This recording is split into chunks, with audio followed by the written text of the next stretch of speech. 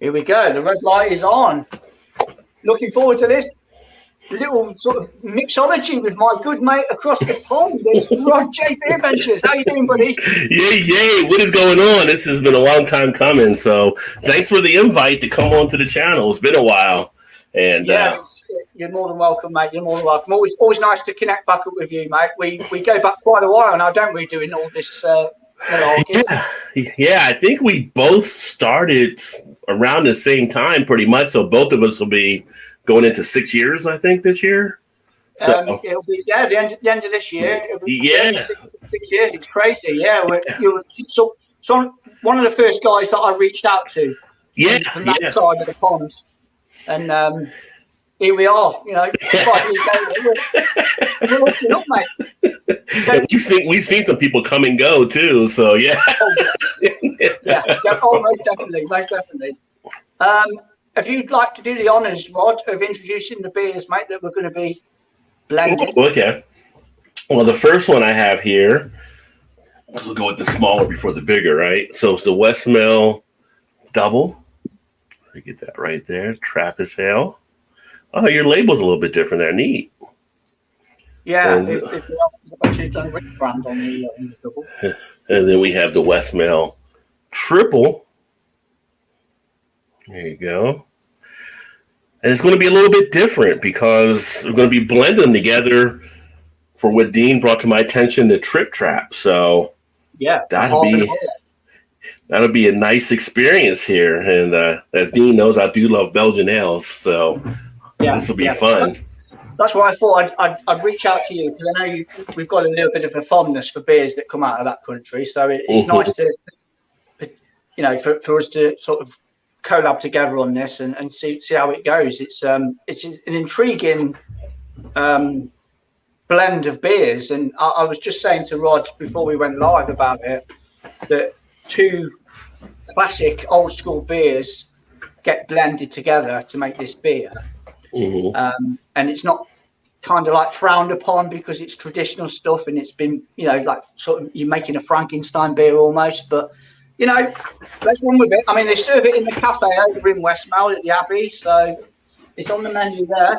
Let's go for it then. Let's. Now, do we have to do it a certain way, or is it like supposed to put the double in before the triple, or? I'll put the triple in first, I think. Triple in first, all right. Yeah, 9.5% on the triple and 7% on the double. Yes. We'll get these poured, and then I'll just get on with the comments just to see who's in the house. Oh, look at that deliciousness in the glass. Got a little heady because I went down the middle with it. Right down the middle.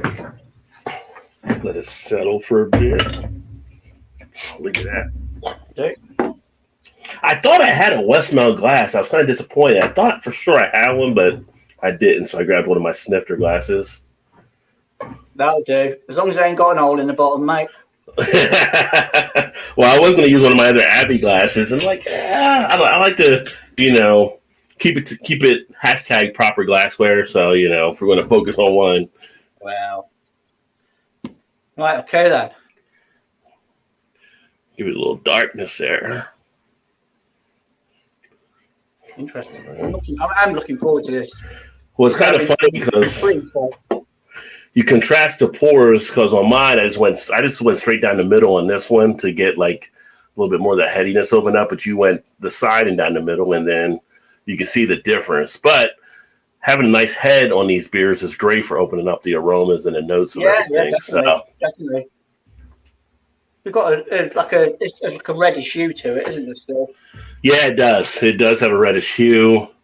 I get a light behind it. I got some haziness. Can't see through it. It's pretty much, when I get a light behind it, it's like a sunset type look that I'm seeing on mine. Yours is a little more dark. You might have got a little bit more of the triple in than I did, maybe. Yeah, maybe. It wasn't because of the head, but yeah, the way I poured it right now, it kind of gives you a nice little sunset. That's what's left in me bottles. Yeah, mine are kind of like this here, so a little bit more left in there, I think. I got a little bit more of the triple and left, and I do the double. So right, just before we get on to the nose of this beer, I'm just going to get on with the comments quickly, just catch up on it and everything. So we've got Thomas in the house who says hi. Hello, Thomas. Window Beer Reviews. Cheers, Thomas. Wayne's Beer Delivery says hello, Thomas. And then again, he says hello, Dean and Rod J. Cheers. Cheers, Wayne. Good to see you again, my friend. And then Thomas saying hello to Wayne. Bullman's Beer Reviews. Evening, Dean. Now, evening. Rob, you are both well? Yeah, we're doing all right, mate. We're doing all right. Yeah. Jacob. Epic duo right there, both the beers and reviewers. Cheers, guys. Thank you very much. Thank you. And then Craig, Camp Beer Reviews. Cheers, guys. Cheers, Craig. Cheers, Craig. And Eric Gilbert. Cheers, fools. Cheers, Gilbert. My man Gilbert. Yeah, if you don't know Wayne is one of our guys here in the States. So he's one of the newer beer reviewers as well. So people that don't know Wayne can also check him out too. Right, okay. Aroma. Sweetness, malty. I'll say that from the aroma, the doubles playing a bigger part for me on the nose with that sort of like red fruits, malty. Mm-hmm. I get a little bit of an orange peel sensation in mine.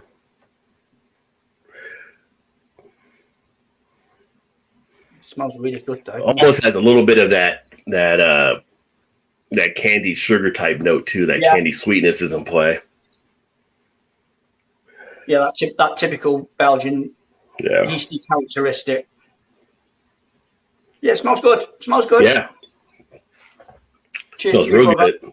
Cheers.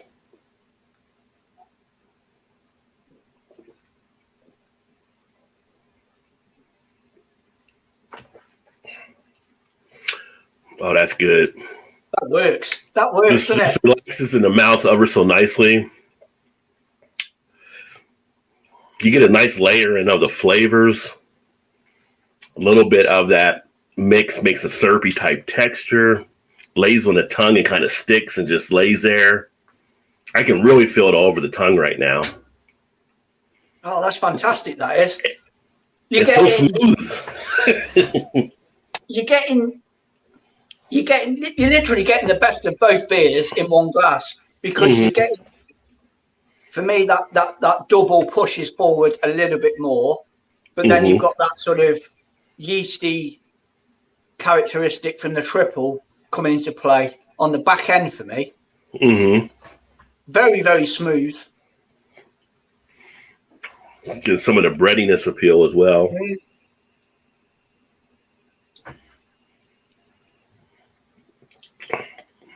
Oh, yeah. You know what I could pair up with this? I don't know if you have it over there, but in America, we have a thing called candied bacon, where it's bacon and it's done like with molasses and stuff. And it's got a sticky, like this would be great with some candied bacon right now. It'd be really good. That sweetness coming off and the stickiness of it. Yeah, it's got a really nice stickiness about it. I mean, I don't know what the availability is for both of these beers over your side of the pond, but I know the Westmalle double is available in a couple of the supermarkets over here. It's about £2.10 a bottle, which I think is an absolute steal. And I drink a hell of a lot of the stuff. I really do like it. I think it's a great beer. As for the triple, it's a little bit more harder to get hold of. I happened to get that off Amazon of all places, and I think it was £3.60. Yeah, over here we usually get it in more of the specialty type shops. The double that I got, I believe, was $4.79 American, and then the triple I think was just like $4.99 or so. They were pretty close in price, but you have to go to the right places to get them because they're not in all the different beer shops because of that specialty type feel. So luckily, as you know, I have so many places around here, but I got a couple great places like Jungle Gyms is where I got this at, and they're an international market, so they get in all the European type beers, which was awesome. So they were there on the shelf when I got there to get those. But a lot of places you won't find these at unless it's a specialty beer store. Yeah. It's I have noticed that with quite a lot of the Trappist beers, it's a bit sort of like they're scattered, aren't they, over in the States? Yeah. Yeah, I mean, it's depends where you're at and what state and what their beer scene is like to be able to get these. Like here, like I said, because of where I have, like, say, a Jungle Gym, a couple other specialty beers that are easier for me to get. But if you were like somewhere in, I don't know, the Dakotas or Mississippi or some of these other states, you wouldn't be able to get a lot of this because it's just not available there. There's not enough people to drink this type of beer there. Yeah, I get you. Yeah, and then you have a lot of the macro drinkers in some of those states as well. So it's kind of like they don't tend to always jump off from the macros if they're a true core macro drinker. Like here where I'm at, even probably 50% of the people where I'm at in Kentucky will drink like Bud, Pabst, Miller, all of them, which are all fine beers, but it's great for me because these stores that get these in and say, we got to get rid of it. Nobody's buying it, so we'll start discounting it. And I get all these great deals. I get the Rod J deal, as we know. So the Rod J deal, yeah. We know all about that, mate. So I was expecting you to say, yeah, I picked both of these beers up and they were a buck apiece. You know, it's funny. Sometimes it does happen. I'll tell you, I had one time where Todd, that joins me in the Thursday night shows that I do, Todd actually came up one time for the Beer Fest a couple of years ago. I took him to one of my places. We ended up getting like the big bottles of the Golden Drop, like what's it, like the Magnum size or whatever, for like $5.99 a bottle. He couldn't believe it. I'm like, these are things that come through my area here where I can get stuff like that. That is a crazy price. But it is a crazy price. Yeah, it's like the same place I was getting some of the Avery beers for like $4.99 a bottle, which are usually $13.99 in a lot of places. They have Prairie Dog that would be discounted because there's just they have to move the beers off the shelves, and it's not. So it's great. I love because the people that run them are people that love craft beer. They try to get other people to drink it, but when they don't, I'm there to pick them up. I got you. I'm going to get it. Go throw it in the cart. I'll take it. Why not? Yeah. You take full advantage of that, don't you? You take full advantage of it. You know what? People turn their nose up to them sort of beers. Mm-hmm. You just sweep in and take them, aren't you? You know, at a discounted price. Yeah. Winner there. The thing is, I mean, beer is such an learning experience. A lot of people just haven't been as involved in a lot of stuff. Like I've had people that were macro drinkers and we'll do like a company outing when we did have outings before COVID, right? So, and I'll be like, well, he's like, what kind of beer should I drink here if I like this? And let me try this. And I've given people like Chimay, and they're like, what is this? And it's like, and they get the little Chimay glass, and they feel all important because they got the Chimay, glass in their hand, walking around the bar. It's like, there's all different types of things out there that you can be enjoying besides just your regular macro. It's like, if you like it, that's fine. It's just, experiment, because right now is one of the best times ever to be a beer drinker, I think. Oh, no. All the different flavors. Even in this country, we are so spoiled for choice. Yeah. Whether it's at a supermarket level or bottle shop brewery level, we've got so much of a choice now. It's exciting. It really is exciting. It's a great time to be playing around with beers and trying new things coming onto the scene. It's great. Yeah. I like a lot of people out there. I was macro lager drinker for years and years, and I was quite happy doing that. But to actually step over the line and experiment and start being curious about looking at new beers on shelves and seeing labels you hadn't seen before, and picking it up and trying and enjoying it, right. And then you just move on, don't you? I think for me it was drinking run-of-the-mill UK lagers and then experimenting with foreign lagers. Mm-hmm. And then you moved on to the IPAs, and so on. And I haven't looked back, You want to say, well, what's your favorite beer? I don't know, maybe the next one, because I keep going. I never. That's it, right? But I am really enjoying this mix. It's fantastic. It really does work. I think the balance is perfect. That nice smooth aftertaste too. It is, yeah, very, very smooth. And like you say, it's got that almost malty stickiness about it, breadiness, fruit, and a good sweetness, but it's not over sweet. It's just like the right amount of sweetness in there. It's spot on the sweetness. But that's probably the triple coming into play. Right, just get on with the comments again, Rod. So Jack Reed, looking forward to this one, Dean and Rod. I'm doing Belgium this evening too with the brewery Van Steenberg beer from Lidl. Van Steenberg is solid, aren't they? Yeah, solid. Oh, they're Brownie Van Steinberg. I love their beers. Yeah. I need to do some more of their beers. Geordie K, how's it going, guys? Happy Saturday. I'm drinking Kingfisher. Hello, Geordie. Cheers. Kingfisher is pretty good. With a good curry, Kingfisher is pretty good. Yeah, one of our Indian restaurants that we have here, once in a while, Kingfisher, they have there. So we haven't been there for a while with everything, but they have like the little Mediterranean or Indian food type buffet, and they have like a Kingfisher once in a while to go with it. You're right. It goes well, especially like with the Indian food, but like the curry, it's just nice pairing of it. Yeah, it doesn't get in the way of the meal, does it? It complements it. It's just a nice throwback beer. Yeah. And then he goes on to say, Dean, have you tried Pabst Blue Ribbon? I'm from Scotland. We used to get it in supermarkets and it disappeared. I can still get it, but have to have it import off. Yeah, I managed to get the American brewed version of it when it first came over here. I think Beers of Europe was stocking it for a while in a 355ml can. But I don't think it was the freshest of beers. I think I actually reviewed it with Peter, the Clueless Drinker. And then they started contract brewing it over here. I'm not sure if it was Carlsberg that were behind it or not. I can't remember.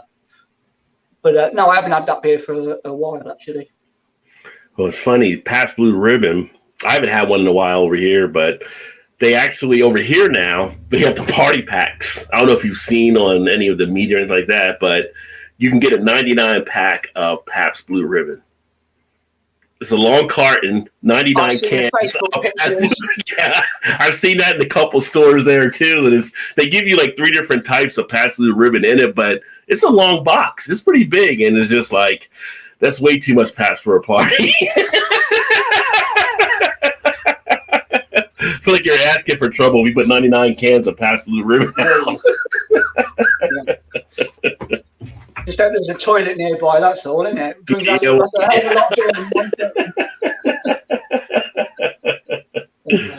Then Wayne's beer delivery, appreciate the mention, Rod. Sure, Wayne. Wayne's a good guy. Yeah, he's got some good stuff on his channel. Eric says, clear the shelf. Yeah, I mean, when those deals are out, I've went out there, I've taken stuff up like to the cash register, like, is this the correct price? And they check it, and they're like, well, it does look to be the right. It comes up. They can't believe it comes up. I'm like, that's what they got them back there for. All right, I'll come back up with a good amount in the basket. Like, you better go get one now before someone else takes them before you're done working. And I've had employees go back to put some in the back so they can actually save them. Yeah, why not? Ronald's, nice pairing. Beer, Menno. Good evening, cheers. Good evening to you, fella. Cheers, Beer Man. And cheers, Ron, too, my friend. I'm from Ohio, like Rod J. Ron's a big fan of hams as well. Which hams is always a nice little. If you get a chance to try a hams, I don't know if you get hams over there. Do you? Have you seen hams beer? Or they? No. They're really a pretty good macro type lager. I mean, you get them cheap. You get like a 30 pack for like $14.99 or something over here. But for a macro lager, an easy drinking lager, you can really put those down rather easily. I think it's a better taste than you get with some of the other bigger brands. Yeah, I think my philosophy and logic on it is there's a time and a place for all sorts of beer, really. Mm-hmm. I don't. Come the summertime over here when I can get the grill fired up, a nice cold macro beer like a Heineken. I don't mind that. you know, I'll drink it and it does the job. It's just timing, isn't it, with certain beers? Yeah. Yeah. Sometimes your environment and just that feel makes something taste that much better, you know, like a warmer type day and you're out there with the grill. It's just an easy drinking lager is all you really need. And, you know, the way you taste it then versus if you're in the middle of winter in the house, like totally not in that atmosphere, can be totally different. That all plays into your taste as well. Yeah, definitely. Yeah. Definitely. Yeah. You can, you know, you can get a cheap as chips macro lager, turn the camera on and do a review, and it could go two ways. But then you could have that beer the same sort of time, but in a different situation. Like you're firing up the barbecue and it's red hot. You've got friends and family over, and you just drink it and forget about it. You know, it quenches the thirst while you're doing what you're doing. It's just that's how I go with it anyway. Yeah.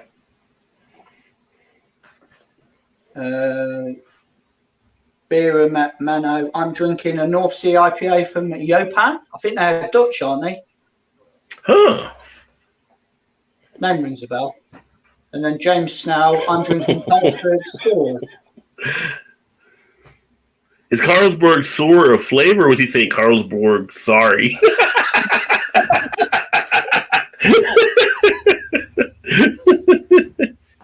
I haven't had a Carlsberg in a while. I've had it. I haven't had it in a while though. I think they've the export. I've had a couple of cans of the export and I didn't like it, but I think they've changed the green can, the normal Carlsberg. I think they've lowered the ABV on that now. Yeah. I had a comment from somebody a while back and they mentioned that. Eric, I live in Canada. And we have a brown here, so I took a header into Belgium ale very quick. Yeah, okay. Unibrew, they do some good stuff up there. Geordie K, yeah, I love PBR. I think it was Tenants who brewed it to sale in the UK. I've seen the 99 pack Rod. Careful what you wish for. That's 99 cans. There's a lot of bad regrets in that case. Jack Reed, I used to enjoy Rod and the others on Jay's Wildcard Wednesday. Rod was always enjoying hams. Sorry, I mean Rod. He meant Ron, yeah. Ron loves hams. Ron drinks other stuff besides hams. He's always teased because Ron does love hams, I think, a good amount. So, yeah. Carlsberg Green lowered it, was 3.8. They did 330ml pills rebrand. Yeah, that was it. When they, I think was that last year or the year before? I think they did a complete relaunch with it, and they put it down as a pilsner, and then they got a fancy glass out to all the pubs. Got all these like. I remember doing something on one of the Facebook page or something like that with Carlsberg. I was thinking it was maybe a couple years ago when that happened. When they redid the rebranding of stuff, yeah. Ronald Sutton, I had the German lager brewed in Belgium for Aldi. Brent, not bad. Yeah. Lager brewed in Belgium for Aldi. Okay. Yeah, because some of our Aldis will have beer and stuff in there, so they'll get some of the knockoffs. So he had to go to Belgium. But I think Aldi, your guys' Aldi is different than our. I mean, it was the same. It's Aldi is still the same company, but I feel like you guys get better choices in Aldi than we get here as well. Because I know a lot of people love Aldi overseas, and a lot of different. I see other beers get selected, and we get just a handful here. Yeah. I mean, they put a pretty good show on when they have these sort of beer festivals. They get a pretty good selection in. I mean, all the beers are pretty cheap, to be fair. Even these craft cans that they seem to be bowling out. You know, they're like £1.60, £1.70 for a full 40ml can. There's been some in the lineup that have been really amazing for the price, and then others have fallen a little bit short. But I think at that price, it doesn't matter, does it? You know, you take the gamble. You take the gamble. Yeah. Yeah, there's some things you're like, it's worth it. If I'm not happy, I really didn't lose anything, so might as well go for it. No, yeah, they go to town a little bit when they do these like little beer launches. I know the ones up in Scotland, they concentrate a lot on Scottish craft brewers, and so they get a load of beers in from them guys, and put them on their shelves, and then they tend to trickle down a little bit into England, but they don't really get past the north into the south, so you don't get to see them. Right. But from what I've seen online, they're pretty good selection all the same. We can do the worst Carlsberg film. That's from Aldi. Where's Gunnar? Yeah, I've done a review on Furnace-Gruner. They're out of Germany. There's like Furnace-Gruner's been doing it. I forgot on the review. I remember it's like 1,400 something, but it's a nice Pilsner that they do out of Germany. Yeah, but that's one of the shells that I've always seen it at Aldi. We've never seen that. Well, I've never seen that one over this side of the pond. Window Beer Reviews. Thanks for this live. Really good and enjoyable. Thank you very much, Thomas. Thank you, Thomas. Jan Hope Dean had this St. Pierre Belgian Blonde in a 750ml cork. Received $2.99. Perfectly acceptable. Better than the Leffe, to be honest. Ooh, okay. So we're in the same sort of ballpark, aren't we? At $2.99, because I think the Leffe is about £3 for a 750. Interesting. I haven't come across that one yet. Yeah, Leffy's pretty much a supermarket beer for us here. Like all the supermarkets tend to have that as well.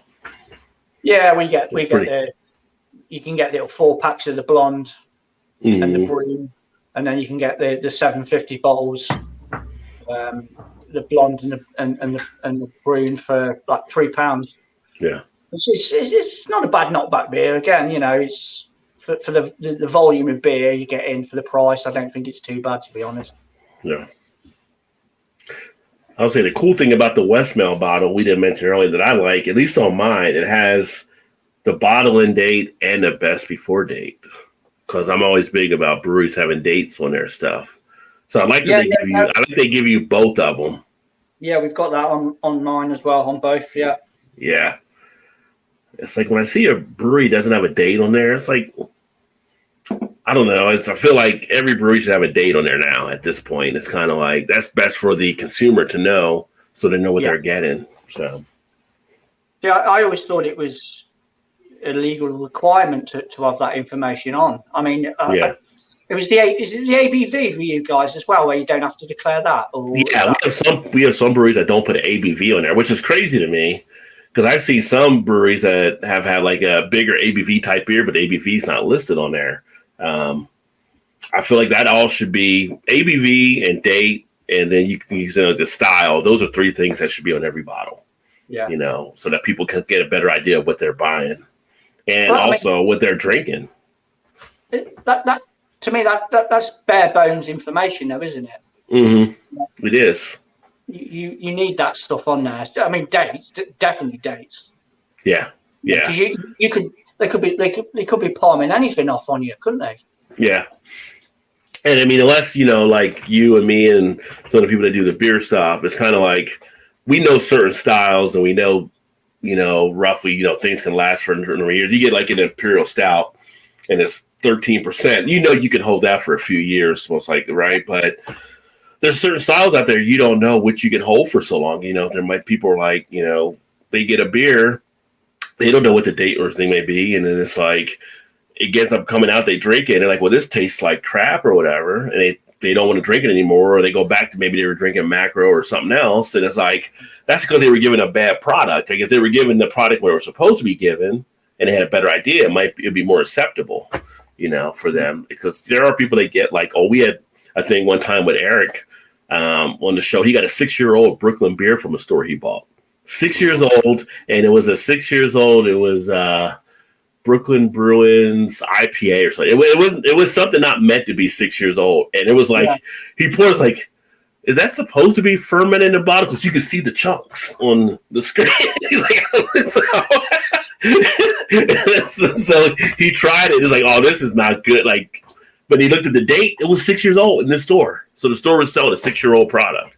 And over here, stores are supposed to turn stuff, and the sales reps, when they come in, are supposed to check to see about old stuff to get it off the shelves and things like that. And so most of them do, but there are some that just don't care about it enough. And it's kind of like you get stuck with something. I mean, if you walk into a bottle shop or a supermarket and you see, you go down the beer aisle and you see a bargain bin at the end with all the reduced. That's like beware. You know what you're buying, don't you? You're taking that gamble. You know what you're buying. It's out of date, so it's got a short date on it, and they've dropped the price on it. You know that as a consumer that you're buying a product that's not completely fresh. Yeah. But there you go. You've got your answer right there. I think it's in a bargain. Right. But to have it on the shelf, sitting with other beers, and not rotating them or taking them off, I think that's really naughty, really. Yeah. I think shame on the supermarket or the shop. Yeah, it's definitely a disservice to the consumer as well. And I think for some of the stores, it can make the stores look bad because then people may not want to shop at that store again because they can't trust, things like the stores I buy at. I get to know the people working there. I kind of, you build a relationship if you're going there enough. And stores that are questionable, like I had a store that I asked them before when I bought a beer if it was an old beer, if it was the new beer, and they said it was a new. I was like, "Are you sure?" They said, "Yeah." So then it was the old, and they didn't want to argue with me because they didn't want to refund the money back to me for buying it. And I asked them like 3 times, "Is this the right one that I want to get?" Because you couldn't see the date because the date was inside the package. And it's kind of like I haven't been back to that store in over a couple of years. They're like one of the craft stores in our area, and it's kind of like when I was going there, I would pick up stuff and I would give them a shout out and do things like you end up hurting your own case in that way sometimes. Yeah. I see where you're coming from with that. Yeah, it's damaging, very damaging. Comments. Where we go?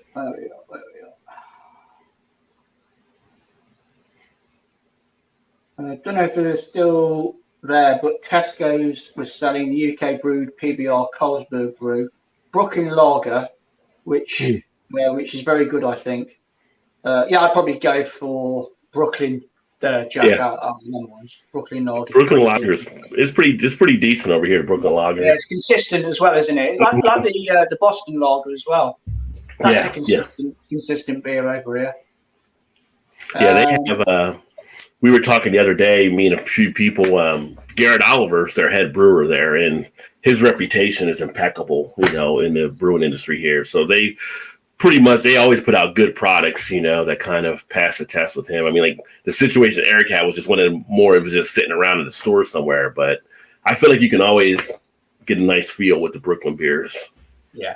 No, it is what I would call a good, reliable go-to beer. That is. Mm-hmm.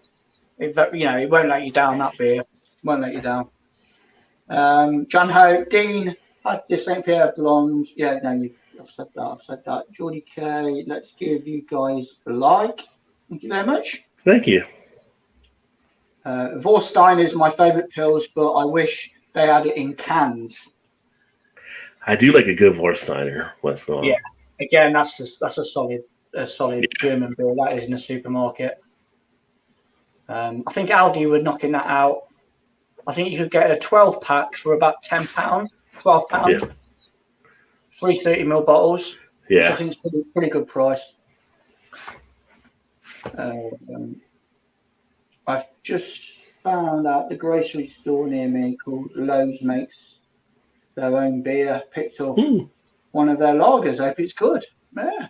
Well, yeah. Let us know, Wayne. I have to check out your review on that one. Stephen says, change the Rheinbacher Pilsner back to brown bottles at 4.5% ABV at Aldi. Cool. Then Eric says, it's IPA from Brooklyn Brewery. Yeah, he remembers watching that episode. Yeah, it was bad. Hey, JB, Northern Southern Beer Reviews is in the house. Cheers, Dean. Cheers, Rod. Nice to see you both. Cheers. Nice to see you. Vanessa Kitty says hi. And then Jono, Brooklyn Hey, Live, Vanessa. always brewed in New York. Yeah. You know, Jonathan always does some nice stuff on his channel over there in Northern Side. I need to catch up on some of his videos as well. I think he started around the same time as me and you, I think. Yeah, he was around at that time too. Yeah. We're still at it. We're all still at it, aren't we? Yeah. It's just funny though, because I mean, like I said, when we came in, there were other people that were in, you know, ahead of us on stuff, and some of those people stopped doing stuff, and then other people were here longer than us that are still doing it. But we see new people come in and go in the same time frame that we kept going. So it's like, it's not easy to, you know, I think sometimes with some of the beer reviews and kind of doing that stuff, I've seen some people get into it. I think that it might have been a little bit easier than what they thought it would actually work, because you do have to put, you know, you put time in and it comes through in how you're presenting your channel. You know, it's kind of like you can't really, you know, you fake it. And for me, it's been great because I've been able to immerse myself with different breweries and have different contacts and learn different things. And, you know, you put the work in and it does definitely pay off. And it's a nice experience. You know, we say it's a hobby, but, you know, the hobby has definitely been a fun one to have. And it's funny, like you go places and sometimes you get recognized or somebody just says something and it's like,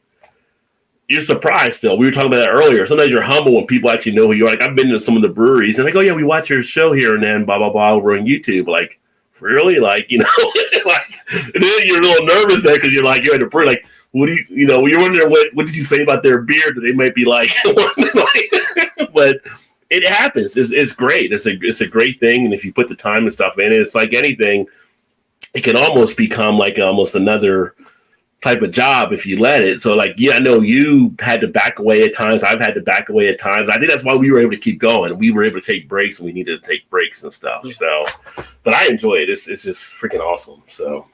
Oh yeah, it's great. I mean, I still class it as a hobby. Mm-hmm. It's a very enjoyable hobby. I like to think that I'm fully involved with it. Like, beer wise, I'm passionate about beer. I really am. I love it. I just love experimenting and trying beers from all over the place. Yeah. And it's, yeah, I do get a kick out of it still. I get ups and downs sometimes, and I feel like it's a little bit of a treadmill at times, but I think that's life in general anyway, isn't it? You know. Yeah. You just have to just take a step back and just focus a little bit more, and then get back on the wheel again, sort of thing. Yeah. But yeah, no, it's good fun. I'm happy that I started it, you know, all them years ago now. Yeah. I made some fantastic friends on here. It's good fun. Yeah, it's good fun. Yeah. Yeah, I hope that at some point, because we've talked about trying to take a vacation to the UK. So if I come over, you know we're getting together. So. Oh yeah. So after this, I think more so now after the Corona stuff and things lighten up again more, I think, you know, one thing about the Corona stuff over the last year, I think people realize do what you can do when you can do it. Don't wait, because you never know what can happen, right? So that's it. Yeah, that's it.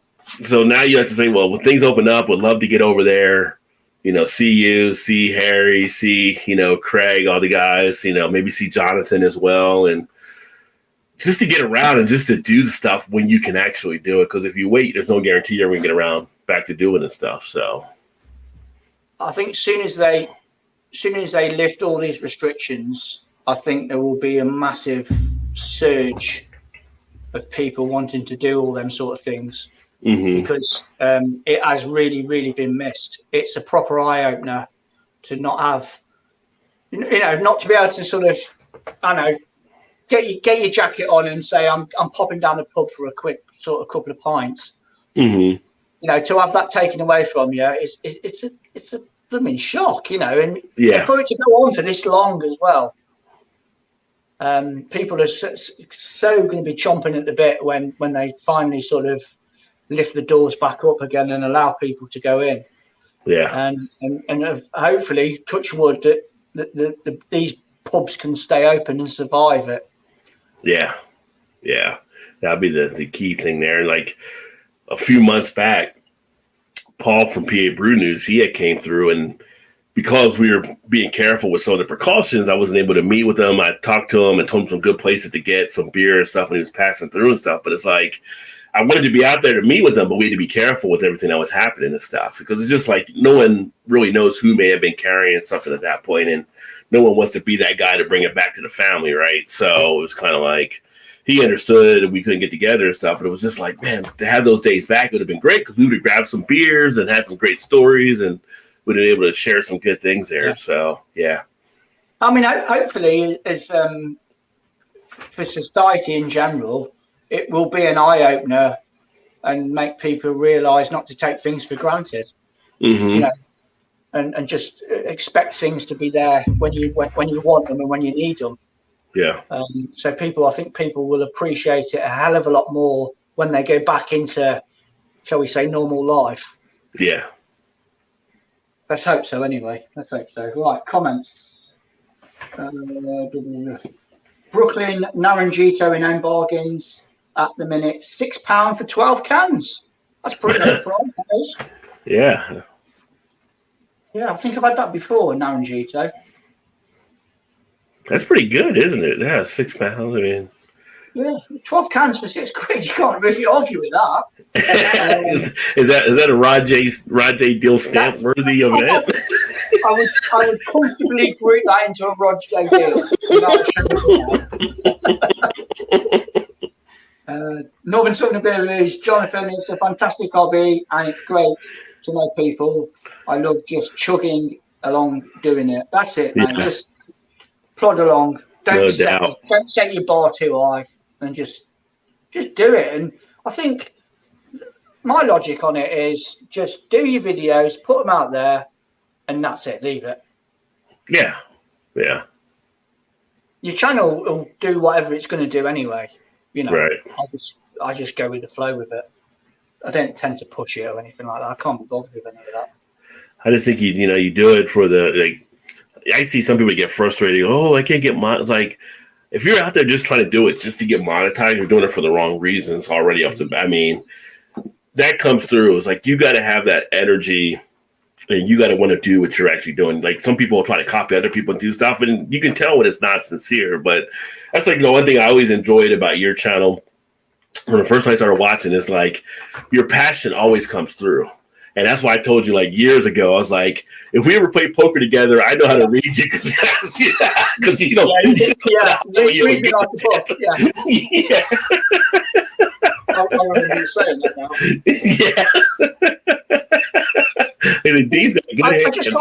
I just can't hide it though. I can't hide it. If I do a beer review and I pour it and I get all the lovely aromas and then I try it. That smile, that happiness just comes through. I can't hide it. I don't want to hide it. Right. Because that's how I am. That's me. That's part of my identity with it. Again, it doesn't always happen. But when it does, it's fantastic. And you just can't hide that feeling, that emotion. You know, that's real. That's real. Jonathan also says, would love to meet you, Rod. Definitely, Jonathan. Love to meet you as well. Yeah, I think it'll be a great time. I would love to have a meet up with all you guys over there. I don't know if the pub can handle all of us at one spot, though.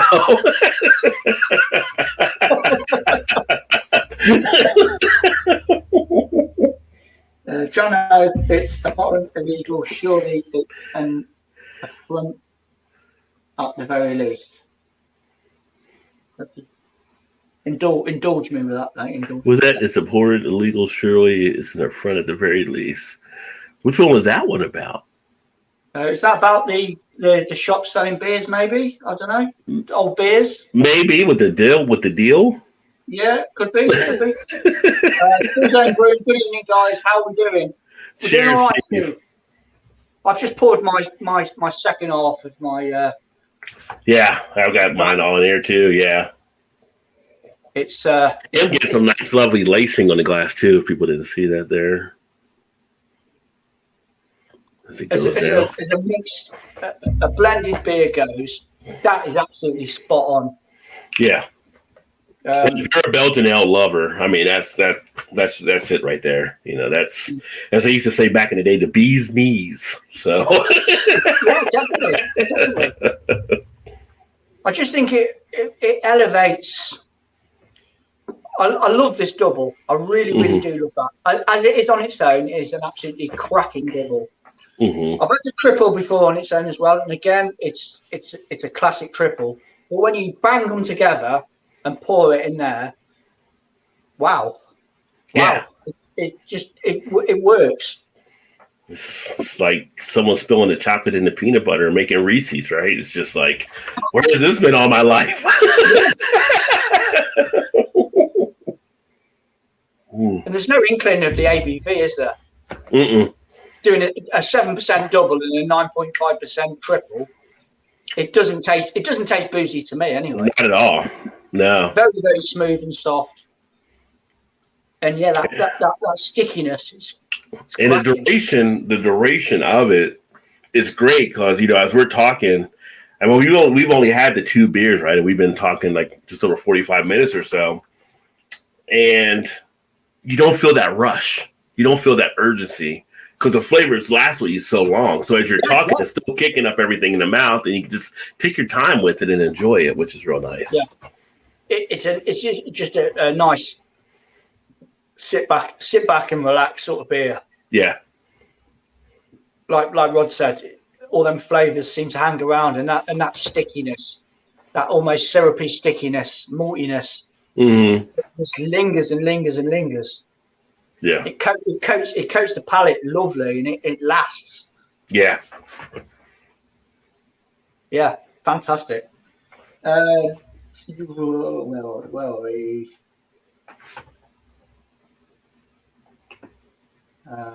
Jano, Dean, old mate. Rod seems a sound bloke. Take him to Daya. Pillowy soft resin bomb IPAs. Oh yeah. Rod would like a trip to Daya, wouldn't he? Yeah. They are the cream of the crop at the moment in the UK circle. They're knocking out some absolutely belting beers at the moment. Oh, nice. Can Beer Reviews, definitely a Rod J beer.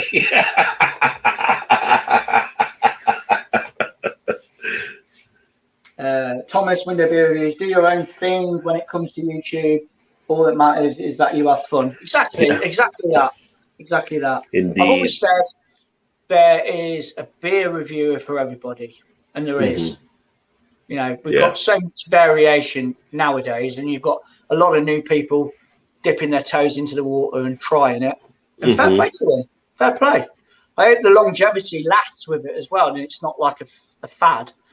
But yeah, there's plenty of guys out there doing this sort of stuff, and it's all sort of, you know, we're all connected in some sort of way. You know, just how you kind of tell the story in the words you want to tell the story in. So it's like, you don't have to try to copy anybody else or anything else. It's like, what do you feel? How do you want to tell it? I've seen some guys that'll do a 1-minute beer review. I see some guys that'll do a 3-minute.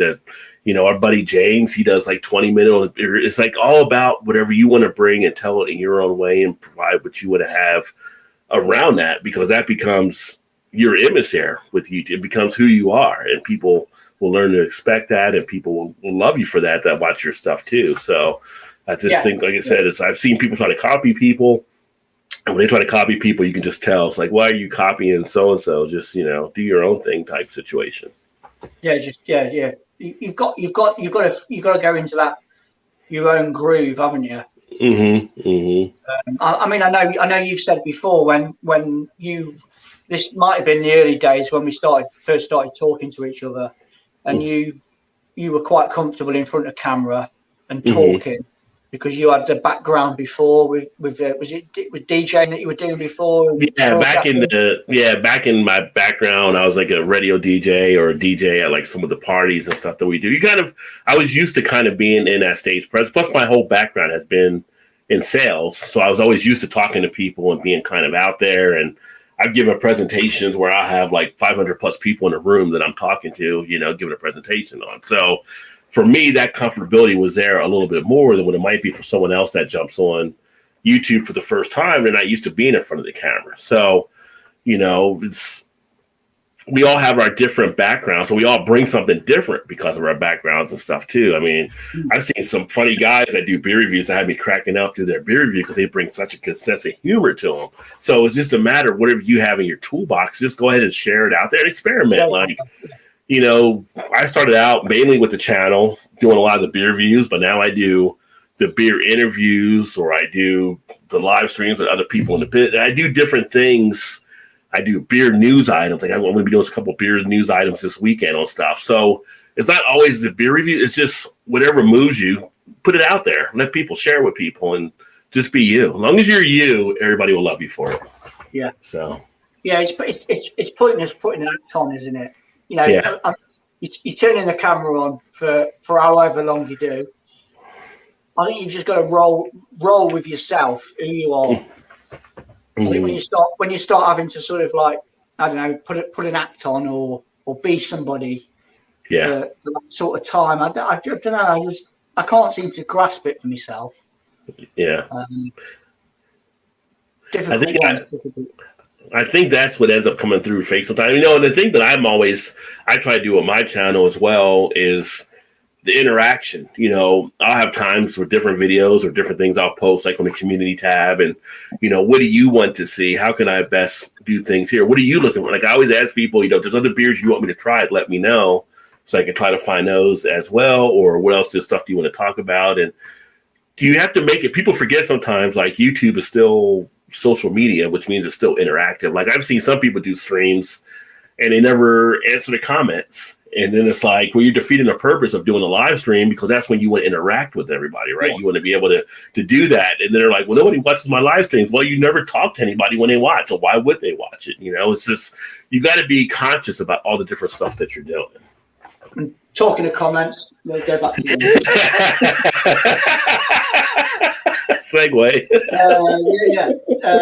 When it's busy, 2020 has taught me to appreciate every day for sure.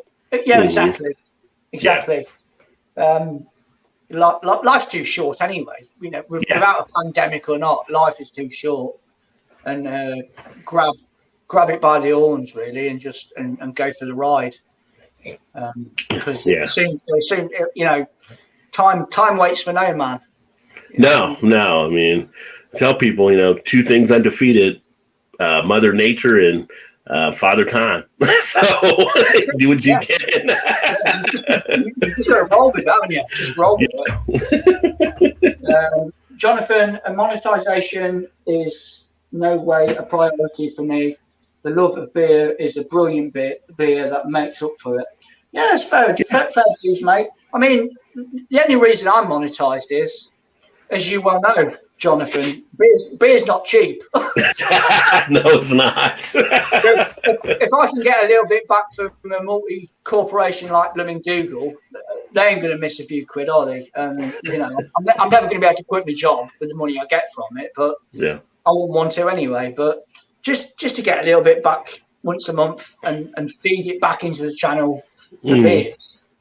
You know, that's all. But anything else, I'm not too bothered about. You know. Yeah, I don't think people should look at like monetization being a bad thing either. It's just you don't want it to be that main focal point, I think, because I think that becomes too much of a factor, and then it affects what you're making because you're trying to find, oh, what's trending now? Let me do a video over here because this is trend. And it's like you know nothing about that topic type situation. So monetization coming along is fine. Like you said, beer isn't cheap, so why not? Don't undercut yourself. Why not reward yourself if you can? If you can be monetized and be monetized. And, you know, I was telling Dean earlier this morning, I had to run around because a couple of beer companies have reached out to me about picking up some things to try on the channel. So those are the things that kind of come along with it. And at the same point, it's also you being recognized for the talent you're bringing to it as well. So, you know, if it happens, it happens, but don't be afraid to accept that. Just don't put it in your forefront. Yeah. I mean, when I first started doing this, I didn't even think about anything like that. Yeah. I was too sort of like tunnel visioned into trying to get some traction doing beer reviews, really. That was first and foremost for me. And then that stuff comes later, and you either say yay or nay to it. I did. Yeah. I think as far as like, I don't know, I think I draw the line at things like super chats and stuff like that. I'm quite happy to take a little bit of money off Google, but I don't think I'd feel very comfortable doing the super chat thing. But that's just my opinion on it. Other people do it, and fair play to them. I ain't going to knock it. Yeah, I mean, for my channel, I have the super chat, and that's fine. But I always say, like, nobody has to feel like they do anything. I'm still going to give them the same type thing. But some people like to do it to appreciate what I'm doing as well. That's fair enough. And like, YouTube gave me like the applaud button last year. I was like, what is this? I didn't know what the applaud button was. And I got a thing, oh, you've been approved for the applaud button. I didn't know what it was. And I've seen other channels that were bigger than me didn't have the applaud button. But basically, like on your videos, if somebody likes it, they click an applause and it gives them like a chance to donate to your channel. I was like, never even knew that was something out there. But again, That's because YouTube kind of recognized the opportunity that, I may bring to being able to have something like that, I guess. But, it's always up to the people. Like I said, I always want to bring different things.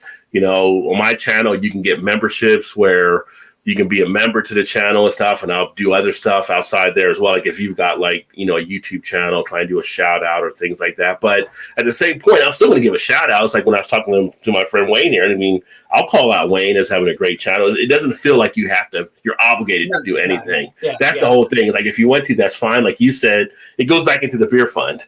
So, I have some of the guys they'll say, here's $5, go do this type of beer, do that type of beer, whatever like that and everything. I've got some people that say, try some malt liquor type thing. And I will at some point try some of these other different type of stuff as well, which is great. So at the same point, it's not like there's some people I've seen, and I'm not going to say, I won't say my names on it, but there's some people that kind of pitch their plan on some of their videos.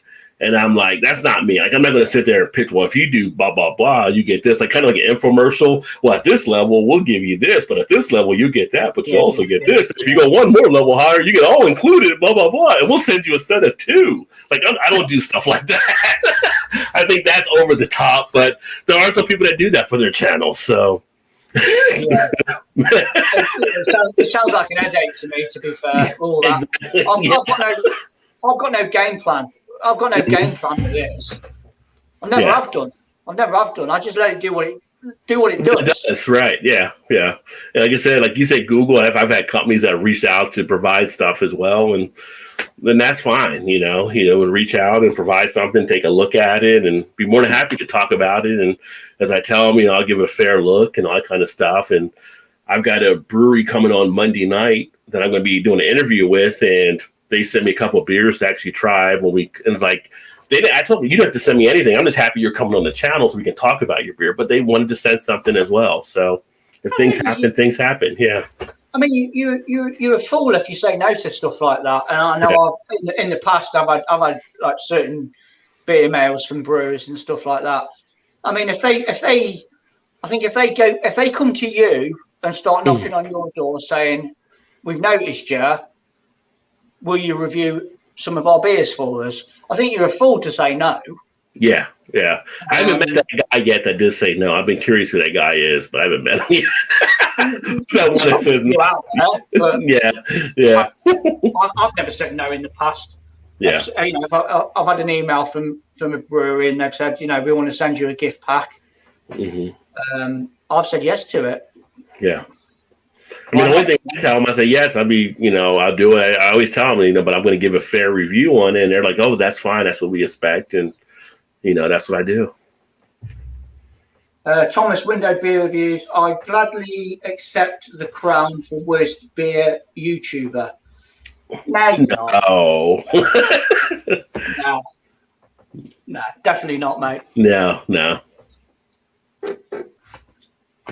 When you turn a camera on, you review a beer and you say what you feel at the time. You've got nothing in front of you. Mm-hmm. You just run with it. Yeah. So I don't even think there is like I never look at somebody who may be the best or who may be the worst. I just think it's just them telling their story. It's just what they're doing. I mean, it's just their take on stuff, I've seen people doing all different things that have worked their ways through, and as long as you're doing what you're doing, you've already won in my book. If you got in front of the camera to tell your story, you're already a winner in my book. Just because you're getting out there and you're doing that, it's great. And like I said, I always try to help out anybody I can in the community. You know, if I come across them, I share their stuff. I talk about them. I try to get them out there. I think we've all done that. You know, for the time being, you've been on, Dean, and with Craig and like Harry and all the other guys, and the guys we over here in the States, like with Joe and. You know, all the guys in Canada, you know, we've always been in support of each other, and we always try to, you know, share those news and tell a good story. And, you know, we say, hey, you should check out so-and-so because they do a good thing, or this person's doing that. So we always try to put that stuff out there. Yeah, definitely. I think, again, that's what it's all about. There's no bloody instruction manual out there on how to do it. Yeah. It's not set in stone, is it? You just do it. You just get there and do it and have fun with it. And yeah, I mean, me and you, we started the Beer Coalition page on Facebook. Yeah. And we get people that share their videos there all the time and stuff. So, you know, it's a great place for them to actually put stuff out there, cut their teeth on, see if people like stuff, if there's, you know, all kinds of different things. And we've got people on there that aren't just YouTubers. We got people that are in some of the breweries and some of the distribution areas. And so you get noticed when you're doing stuff like that. So all of that is all about bringing everybody together. That's what I've always been about with the whole beer thing. So cool stuff. Jan Hope, it was regarding to having a basic rights removed. Okay. Gotcha. I got you.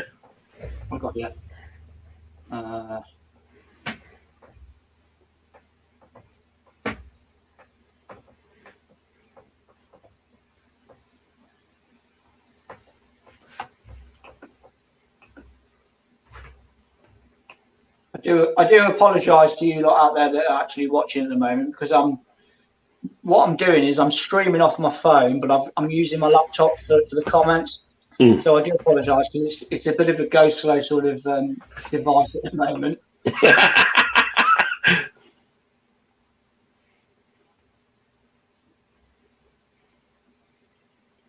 I think we're up to.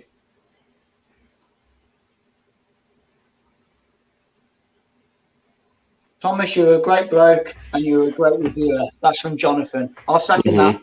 Yeah, definitely. Steve's brewing channel. Dean, I'm so jealous you had the Steve Austin beer. I was very lucky to get that, but that's down to my good mate Scott. Yeah. So what did you? I haven't actually picked that beer up. We get it here all the time. I see it all the time. I just haven't gotten it yet. What did you think of it? Did you like it? I didn't get a chance to watch your review yet. Yeah, no, it was lovely. Yeah. It was lovely. Yeah, no, it was great to have the pleasure of trying it, I guess, because it's not a beer I'm never going to be able to get hold of.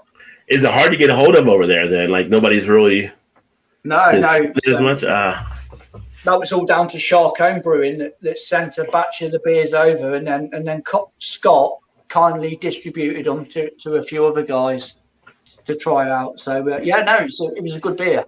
Good. Travel and Brews, Westmalle amazing beer. Never tried the mix up you guys are doing. It definitely should. Give it a go. I don't think you're going to be disappointed. If you like the double and you like the triple, bang them together, and it brings this lovely drinking experience. It really does.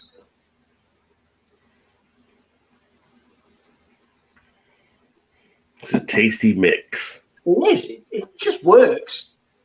I mean, if they bottled that, if they put that as a half and half in a bottle, I wouldn't hesitate to buy that. No, I wouldn't either. No. Raggy. Billy, how you doing, mate? Looking forward to having a review with you tomorrow, chat. Cheers, Raggy. Traveling Brews. Hey, Steve Brewing Channel, how you doing? Eric Gilbert. Whatever you put them together, Kubi, Good evening, Travel Man. How you doing? Drunk loads of surprises, still about lol.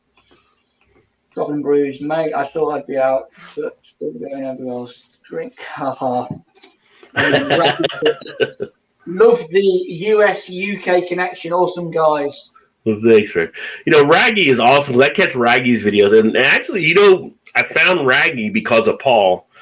Because PA Brew News said you need to watch Raggy too, because he said, I love watching you and Raggy. You're two of my fans. So that's when I first saw Raggy. Raggy does some excellent reviews, and he's doing the excellent live reviews now as well. So people that haven't watched Raggy need to watch Raggy for sure.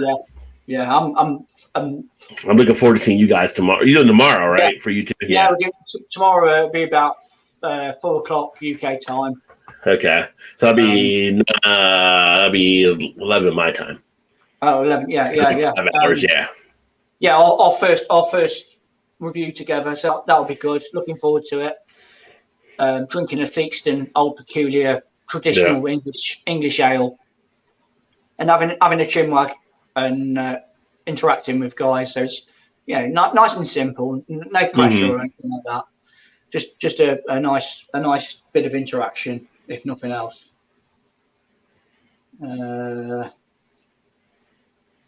Good man, Lol. Carry on, dude. And then says, hey, Ragster. Hey, lads. Here, Brew News. Cheers, my good gents. Cheers, Paul. Cheers, legend Raggy. I tell you what, Craig hit the nail on the head I forget what screen it was on now, where he said he's a breath of fresh air. And he is a breath of fresh air to this beer reviewing community. This side of the pond, anyway. Where he's just laid back, goes with the flow. Yeah. And you can see in his reviews, he's just chilled out. No pressure. Yeah. And it's good. It's refreshing to see. Yeah. Well, both Raggy and Craig are both out. I mean, Craig is so funny. He's always laid back. He's always, Craig is like, he talks about, but he's like, Craig has like a low key type appeal to how he does it, everything like that. It comes through well when he tells the story around the beer and he does the beer review. And Craig's been doing it as long as we have as well. And it's just like, watching his reviews, you're kind of pulled in to him telling the story. He's like, I don't know. I guess he just like, which way are we going here? And he's always great about doing this stuff. So I always like having Craig on stuff as well. We talk about the different beers, and he's, you guys like my beer brothers, so it's great. So just seeing everything that takes place here. Yeah, the beauty of it as well, isn't it? We've got a little bit of history now between us all, because we go back sort of 5 or 6 years. Yeah. So we've got that sort of benchmark, where we've done things in the past before. Yeah. I mean, I've had the pleasure of meeting Craig a couple of times at bottle shares and stuff like that, out and about. And you don't forget things like that. They stay in your mind forever. I mean, I remember our first live review that we did 5 years ago. It was me, you, Eric, and it might have been Craig actually, or Harry. Yeah. I was battered. I was completely battered. I think Eric, I was falling asleep. And Eric told me, Dean's falling asleep in the chair. Yeah. Well, it's funny. Well, it's like, when I first did the channel, it was funny because it was you, it was Craig, Peter, Harry, James. We were all talking all the time and stuff, and Rob from Hobbsine. And it's like, I told my wife at one point, it's like, I'm doing this whole beer thing, because she was the one that got me to do it. I'm like, I think I'm in the wrong country. And she's like, what do you mean? Like, because everybody I talk to that really enjoys them, we have great conversation. They're all in the UK. Like, I need to move to the UK, I think, because that's where it seems like I have the most fun talking with the UK. It was just like hilarious. And then later on, all the people from the States stuff caught on, but it was just so funny at first. It was like everything that we were talking about was like the predominant thing. So then I was like, am I in the right area? Do I need to move across the pond? Because I'll go. I mean, it's weird though, isn't it? Where beer takes you, though. Yeah, it is. It is to stumble across people, and then form a friendship with somebody. Yeah. I find it fascinating, really. Yeah. That we're not in each other's pockets, but we reach out to each other when we need to, and we make stuff like this, and it'll come again, won't it? Well, either you'll message me or I'll message you, and we'll say, I've had an idea. Let's do such and such. Let's collab up, and let's put it out there. Right, it's great. Right. You can pick up and put down and just get on with it. It's great. Yeah. That's the fun of the beer community for sure. It's just, you never know where it's going to take you, but you make these great relationships that you meet people, and then when you meet them in real life, you felt like you've known them for so long already. It's almost like, and it's your first time actually meeting them physically, but it's almost like, like I've known you for all these years. Like, it's weird. It's different. It's, I remember like when people would say, "Oh, you don't always spend time on the internet because you're just making fake friends." Like, no, you make real relationships talking to people this way as well as if you were actually meeting them in person. So, yeah. I wouldn't feel uncomfortable in any way if I was sitting next to you or across the table from you in a bar having a beer with you. Yeah. It'd be like real life beer tubing then, wouldn't it? It would be. I'm sure there'd be a camera somewhere on the table where we've got to review this. Yeah. Being Rod J, I'm the beer in the flash. Yeah. And even not just with us, but like I have friends here in the States that they go to these beer festivals, but they'll get like an Airbnb, which they'll stay with other people that they've known through the internet, never met before or whatever. And you have like 10 people all staying in the same place. Like, but they feel so comfortable because they've known each other for all the years. They still feel safe. So it's just like, because in today's society, you never know what could happen. It could be, but it's just like, I don't know, in the beer community, it's like you get to really know some people, I think, to a different type of level sometimes. That you have that comfortability there and everything. So, which is awesome. I mean, that's the whole fun of the aspect of it. Yeah, definitely. That I don't know, you just feel comfortable, and you build a picture up of what. I mean, I'm guessing that you're the same guy now as you would be if I was sitting across a table with you. Or propped up at a bar, we'd be having exactly the same sort of conversations. Yeah. Except we'll be next to each other at a bar. Yeah. Yeah. It's like when I mean, I'm sure it's kind of like when you got together with Craig and Harry and them for the first, like when I had Joe from the Beer Patrol and Eric come down and Todd, we only together for the first time. We were at some of these breweries. I'm sure people looked at us like we knew each other since we were in grade school together or something, but we only know each other for a year. But it was just that camaraderie at such a high level already that when we were together, it was just like everything kind of melded. It just melded. It's different. It's weird. It's, it's fun. It's kind of exciting and stuff, but it's just like you just connect so well over stuff. So. And it's all down to this beautiful liquid, isn't it? It is. It is. The liquid connection. Oops, sorry, Raggy man. How's you go cooking yet? Thomas says, I hate the sound of my own voice. Can't watch my reviews. Can't even edit them. That's all right. I mean, you don't have to. I'm the same, to be honest. I don't like playing back stuff that I've done. But no, I wouldn't worry about anything like that. Well, that's just you being paranoid, and I think everybody's like that a little bit with their own content. They're never quite happy with what they put out, but they still publish it. Yeah. So just keep doing what you're doing, Thomas. Seriously, man. I can tell you from someone being on the radio and being with other people on the radio, not one person that ever was on the radio liked their voice. Everybody hated their voice when they came through because we never hear what we think we're hearing in our head is totally different. So it was kind of like we're kind of muzzled on what we hear to what actually other people hear. So I would just say don't even get caught up on that because everybody hates their own voice. Yeah, it's just a natural sort of reaction, isn't it? Yeah, it is. It's very natural. And Negan says, just subbed Rod. Well, thank you, Negan. Appreciate it. Cheers. Wayne's Beer Delivery. Hope everyone is having an awesome weekend and enjoying great brew. Definitely. It's all going to plan at the moment. Yeah, it's all going to plan at the moment. Even more so for Rod, because he's got what is it now? 3 o'clock over there. Over here it's like 3:15, and so and later on, I go to sleep. I spent the rest of the day. I got to go grill some steaks and vegetables later. So I might shoot a video from when I'm grilling later on, but it's kind of like I'm trying to pace myself through the course of the day.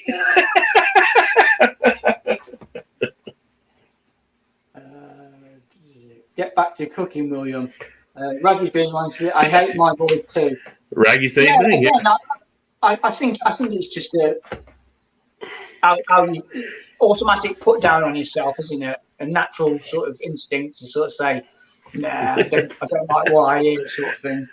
I'm going to actually blame Morgan Freeman because I think everybody wants to sound like Morgan Freeman when they're talking and they can't. So if it wasn't for Morgan Freeman, there would be no worry about your voice. But Morgan Freeman can say anything and make it sound good. I'm just saying. Imagine a Morgan Freeman beer review. Exactly. I mean, he could drink anything, couldn't he? He could, yeah. You know. And he'd have you believing in the beer for sure. Oh, yeah. Where do I sign up?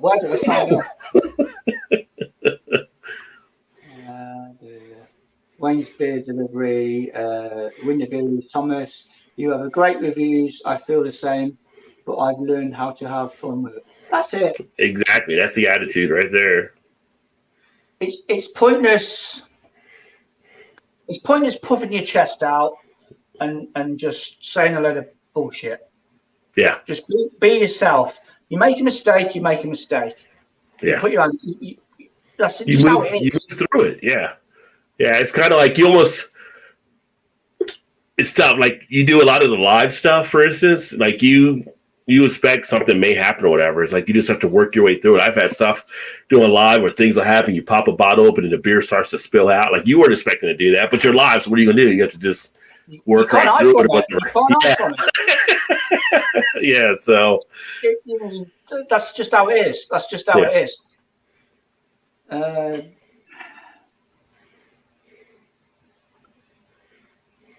What are you all drinking, Negan? Yeah. So we did a mix of the Westmalle double and triple. Westmalle. Yeah. Double and triple. Yeah. A cracking combo one. The TrippTrapp, as it's called, right? The TrippTrapp, yeah, or half and half. Travel and Brews, just up to you, BeerVentures, and didn't realise you were already subbed to me.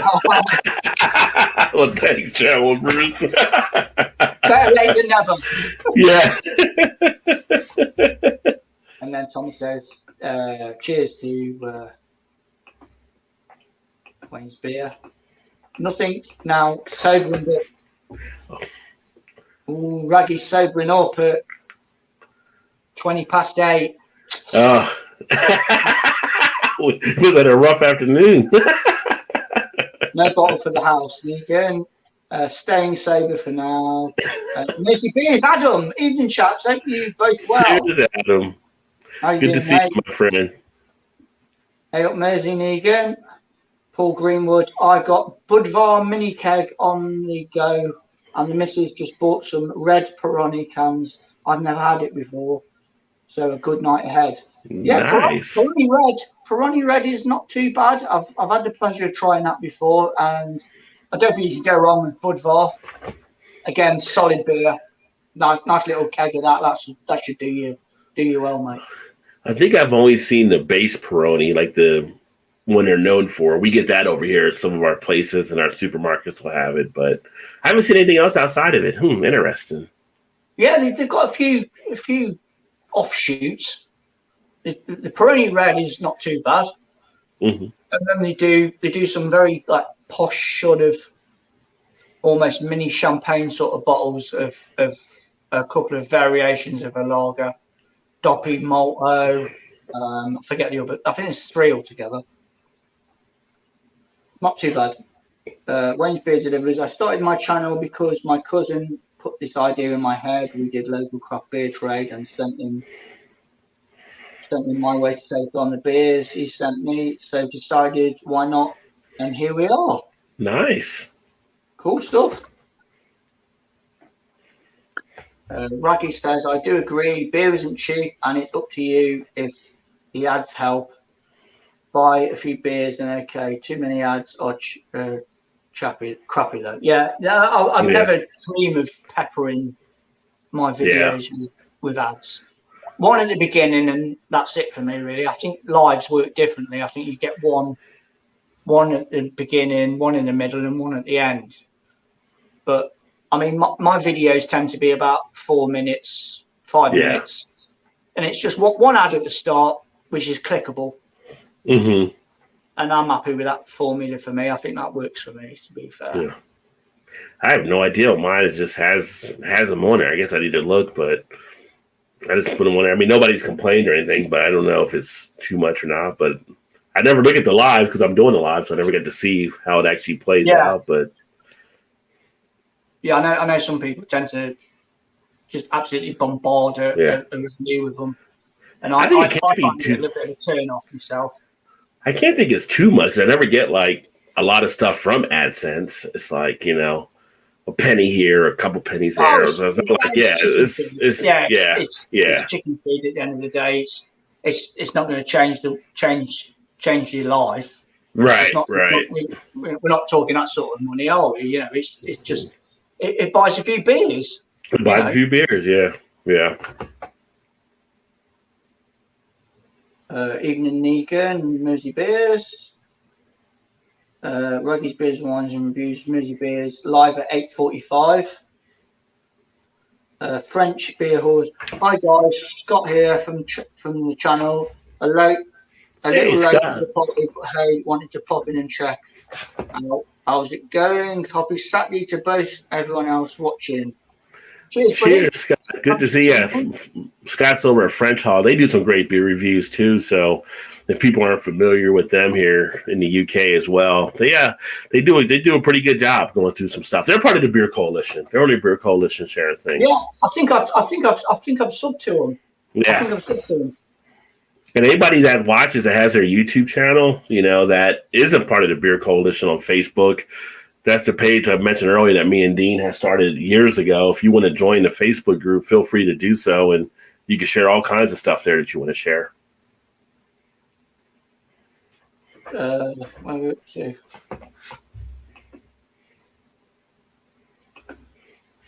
load of comments.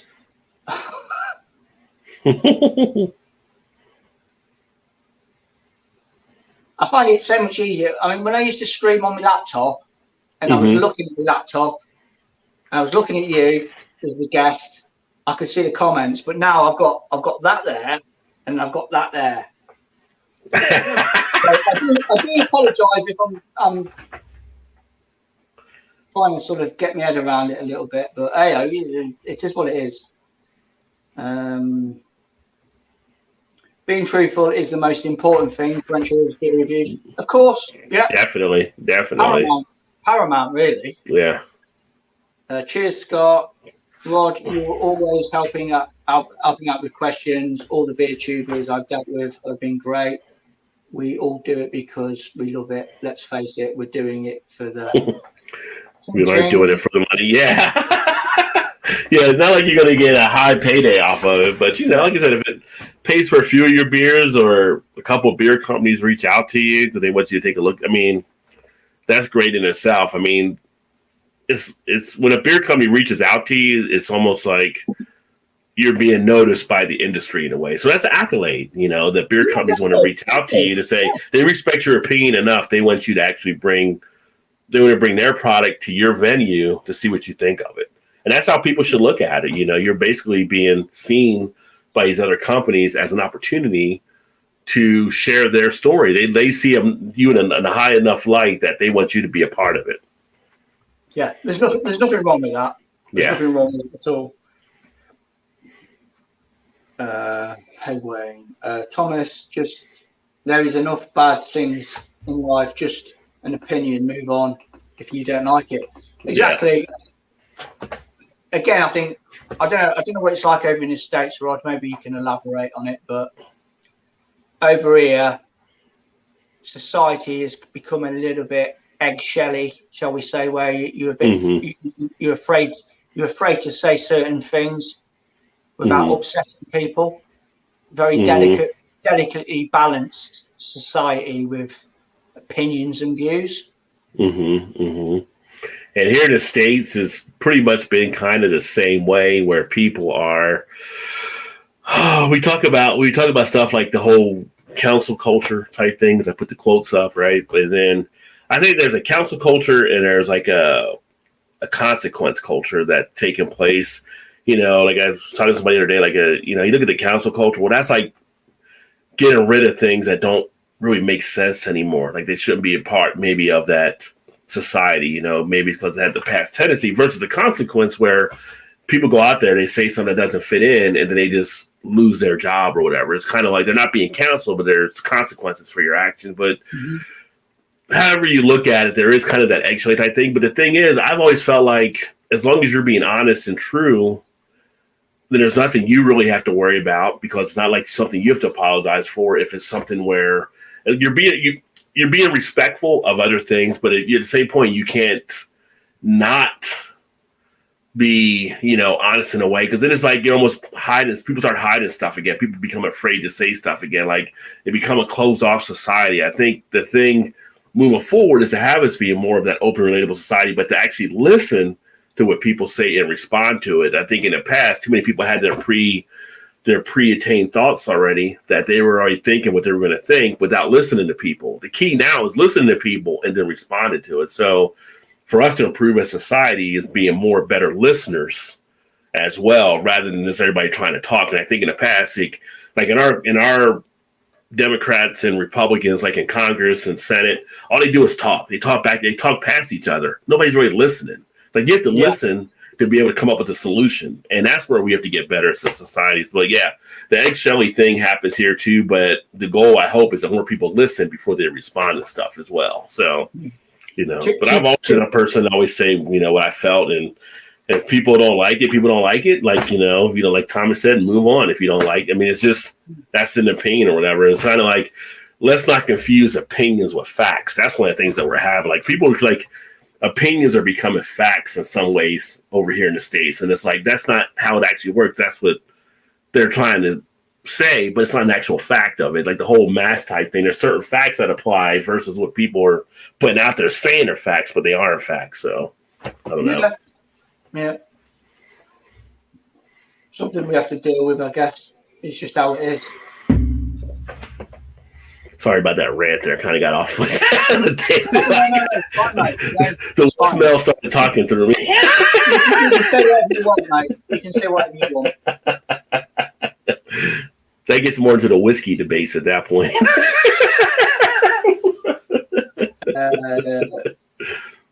Right. So there are loads of great people on YouTube, and thanks to things like the lives, I think I've gotten a load of things and made good friends so far. Yeah. Yeah, I like to think. I agree. Things like this sort of pass the time by, I guess, for certain people. BeerTube community is really good and friendly. That it is. Yeah. I'd say overall, it's definitely been a pleasant experience, but there's been a little bit of drama in different pockets, but nothing to bring down the whole community. So we all know about the different drama type moments, but overall, it's a great community and wouldn't have any different than what it's been. So yeah. the majority of folks believe in the beer. Yeah, but even when there was drama, I just hit it head on. I said my point and take it or leave it, and I've never been affected by it. Like some people get caught up in all the different dramas, and it's like, why are you telling me? Like, I don't want to be a part of that.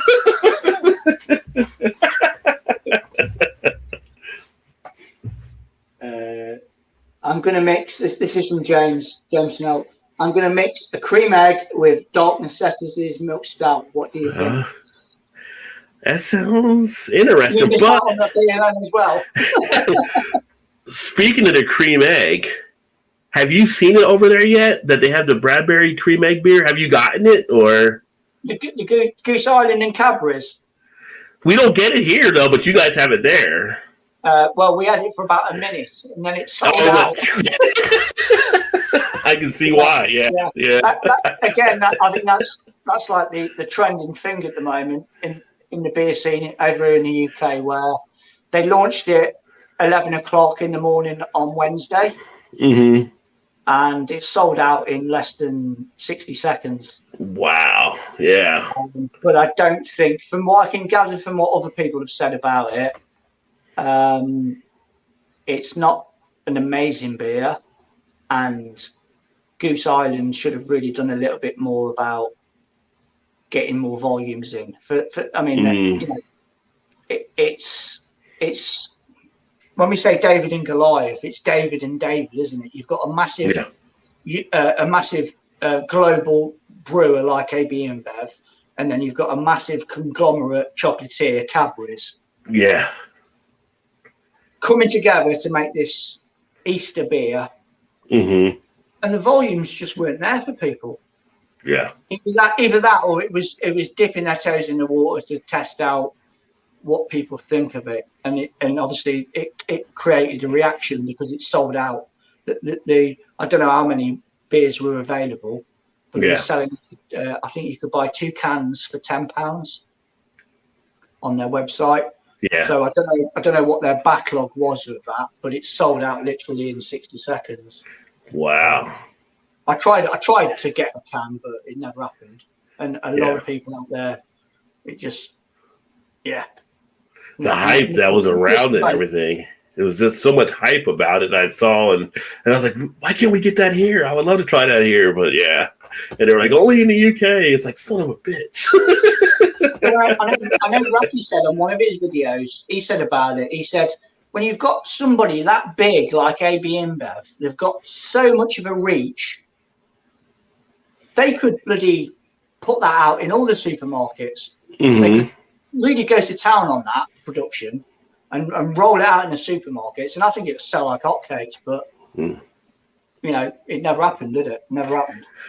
Maybe it was more to build that big hype around it, kind of making it that kind of a whale of a type beer. Like only a certain few could actually find this one. So only the lucky people that got this will be able to taste it. If you didn't get it, you have to wait the next year type thing. Maybe it's, that's what they were going for.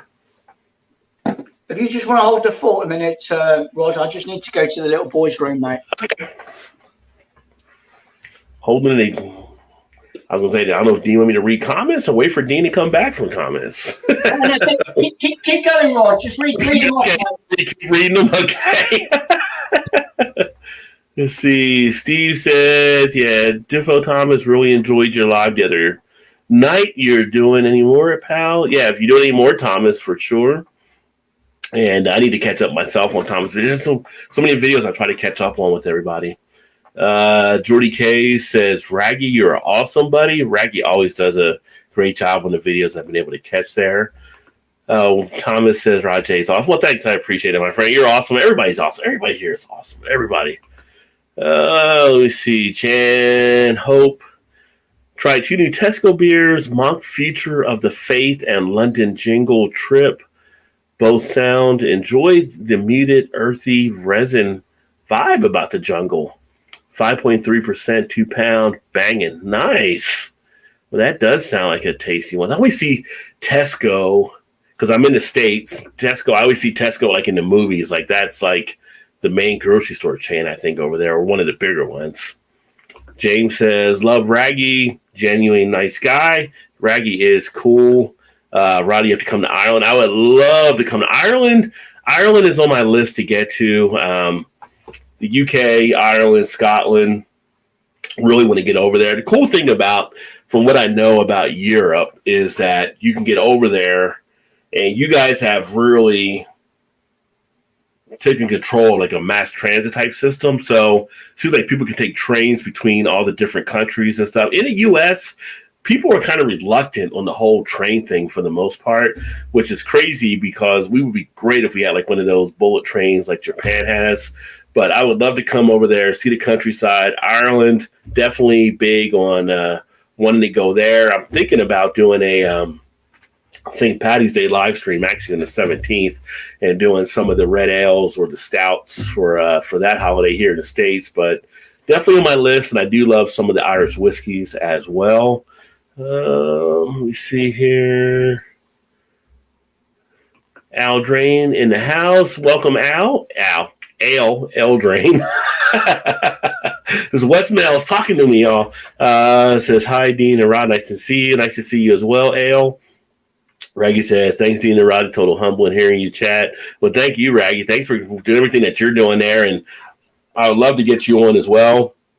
And if anybody does want to try to collab with me, feel free to let me know. Just send me a thing on the channel.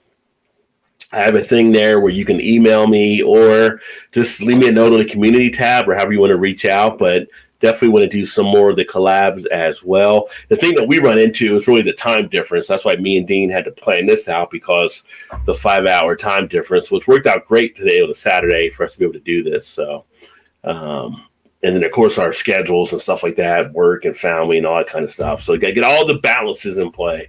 But this was awesome. And Thomas said, thanks to Steve's Brewing channel. Jack Reed says, in the States, you seem to have some awesome stouts. I love John Stout Sundays and always watch a wee bit of envy. Yeah, John Anilli does the Stout Sundays and does some great stuff there. We do have a good amount of stouts here in the States. John, started running with that on his channel. I think there's some other people that do some different things as well. But we have so many different, we have 7,600 breweries, I think, in the States right now, kind of, depending where you're at. Corona may have affected a few, but just tons of breweries over here. And so many good beers that are being put out. You think about a brewery putting out, say, at the 8 to 15 different beers, just say 10 as an average. So you have 7,500, you're at 75,000 different beers floating around the country at some point. Some are above, some are below, but you have a lot of beers. And that's just here in the States. Like, so what I try to do on my channel, like I picked up some beer today that I have from an upcoming thing. He asked me, like, do you do beer like here or around the world? I was like, I try to do from everywhere, which is like not just here, but in the UK. I've done beers from Poland. I look to try to do beers. I got a couple beers from Japan now that I'm going to be doing. Try to do beers from Ireland. I do beers from Lithuania. All these different countries. It's crazy. It's crazy how many beers that are out there. Like, literally, you sit there in front of the cooler and it's just like, okay, which label talks to me the most? See, that's how most of the labels that jump out at me is like, oh, that label looks interesting. Let me check that one out, right? And I grab it. Oh, okay, this looks interesting. But it's, Dean, it's hard when you go to like get beers. Like, where do I want to go? And I try to do some of the local stuff just for the local love and the independent love that we have here. But there's just so many beers that are out there. You're just like, who's going to make the cut today? I mean, you're just going through aisles and hopefully something catches your eye. But I mean, that's why marketing is so important for a lot of the breweries, because they got to catch people's eyes nowadays. Oh yeah, definitely. I've always said we as a consumer, we buy with our eyes, don't we?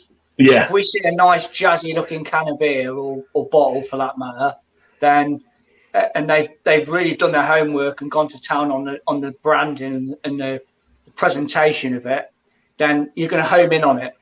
You're going to home in on it. And whether it's a good beer or a fantastic beer is besides the point. But as a branding perspective goes, yeah, you see it and it catches your eye and you're intrigued, and that's where you just you pull the trigger or not on buying it. Yeah. I have been caught out in the past before with a really flash-looking can of beer, and I've poured it and reviewed it, and it's not really lived up to the hype. Right. But that's just how it is. Yeah. Yeah. That's what we have fallen into sometimes. I left off at Jack there about in the States, if you wanted to. Where are we up to? Jack had the last one at 311. He was talking about in the States. He was asking me about the stouts.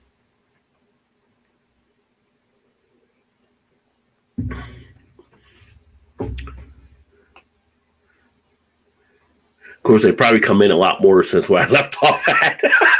Yeah. It always amazes me. I never sort of like tee myself up for the amount of interaction it does actually come in. I don't think you get trickles of chat, and it always throws me off.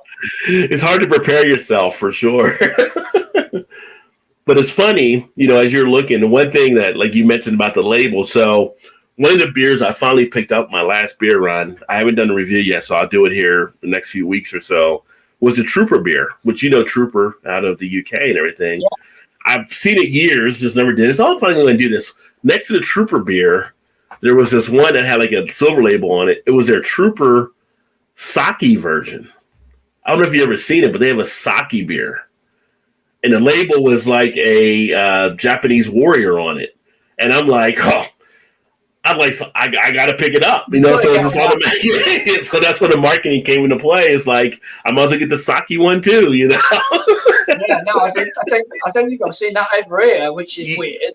Yeah, they have a sake version of it, so I picked that one up to do as well. Oh, cool. But it was just because it caught my eye at that time.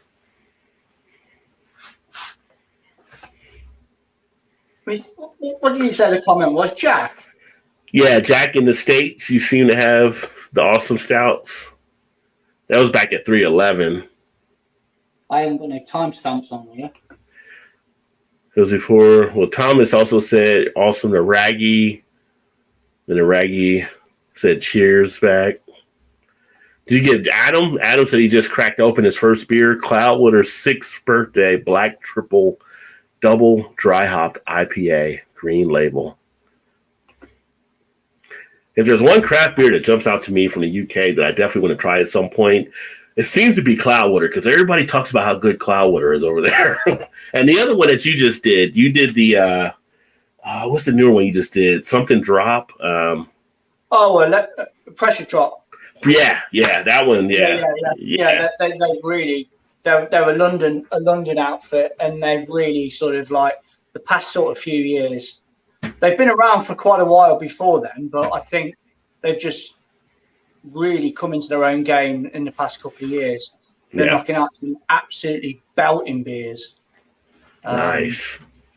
I mean, not being biased or anything like that, but I think the UK beer scene can definitely hold their head up high with what they're knocking out at the moment. Mm-hmm. We are making some exceptional IPAs, exceptional beers for that matter, that are coming out of this country.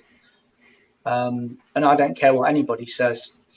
You Americans can make a fantastic beer, but we're chomping at the bit. We're chomping at the bit with what's coming out of this country, which is good. Yeah.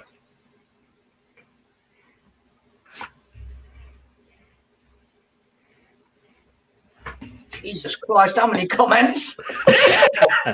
We got NDT. Welcome, NDT. That's one of the guys who's watching mine as well. Cheers. Says hello, Deans and all in chat and Rod on panel. Cheers, brother. Cheers, Wayne, James Earl. I agree. I'm on there now, am I? Morgan Freeman, what a man, and James Earl Jones and Denzel Washington. Oh, you're down to Morgan Freeman now. Okay, I got you now. I see where you're at. Okay, yeah, Morgan Freeman and James Earl Jones. Yeah. Yeah, I do apologise if I missed them out. I do apologise for this laptop. Don't seem to want to move down. Well, true fact about James Earl Jones, he actually played my cousin in the movie. Yeah? Yeah, there's a movie, and it's called, you can actually see it on YouTube. It's called The Vernon Johns Story. That was my third cousin. Vernon Johns was the one who ran a church before Martin Luther King took over, and he mentored Martin Luther King on some things. He's considered to be one of the fathers of the civil rights movement as well. So, but James Earl Jones played him in the movie. It's pretty impactful movie, but yeah. Powerful spoken man. Yeah. You can't miss his voice on stuff, right? Like James Earl Jones is just distinctive there. Which I mean, he went through the mill a little bit, didn't he? Because I know he had a was it a stutter or a stammer that he had? I don't know. Did James Earl Jones? Did he have like a little? Yeah, he had a bit of a stammer with his speech, and that put him back a little bit, but he managed to overcome it, and the rest is history. That kind of makes sense because when he speaks, he does speak more deliberate. So maybe that helped him on that as well. Yeah. And thank you, Steve. Steve's Brewing Channel said, Rob, man, sub to you too, mate. Seem like a cracking good bloke as Dean, and you've seen that you can have a good laugh. You can have a good laugh and joke with the pub. Yeah, definitely. Well, thank you for that as well. It's always a good bit of fun with Rod J. Just mixing it up. Life's too short to not have fun, right? So you should always have fun out there. That's what it's all about, isn't it? Just going with the flow. Yeah, just go out there and, do it. Just have a good time and enjoy life. Too many people can focus on the negative and not appreciate what they already have. It's kind of like my wife said it like last year at one point. Because she works with people that like need help in housing and all that kind of stuff over here, that they get evicted and all kinds of. She's like, the worst thing you have to worry about in the course of the day is what craft beer you want to drink. That's like the hardest decision I may make in that day. What craft beer I want to drink. Considering, I don't have to worry about paying bills. I don't have to worry about the mortgage. I don't have to worry about, putting food on the table. I don't have to worry about all these other things. If my worst decision is making a decision about what craft beer I want to drink, what problems do I really have? When you put it into perspective like that, mate. Yeah. Yes, and she's like, you talk about these different beers, and sometimes you don't even realize like the beers you talk about. Like some people may not even be able to get more than a 40-ounce bottle or a 6-pack of some cheap type beer or whatever, but you can get any type of beer you want to get, really. So it's kind of like, she's what do wives do? They give you perspective, right? They provide that perspective for you. They seem to all do that. So it's kind of like, when you think about it, it's like, for me to really complain about anything, it's kind of like ridiculous when you think about it, because I don't have to worry about a lot of the stuff that people do. Like that's not a life-threatening decision I have to make, like some people do on a daily basis. So when you look at life that way, you're like, enjoy what you got. Because definitely, yeah. I've never been one to be envious of anybody else. I've always been grateful for what I've got.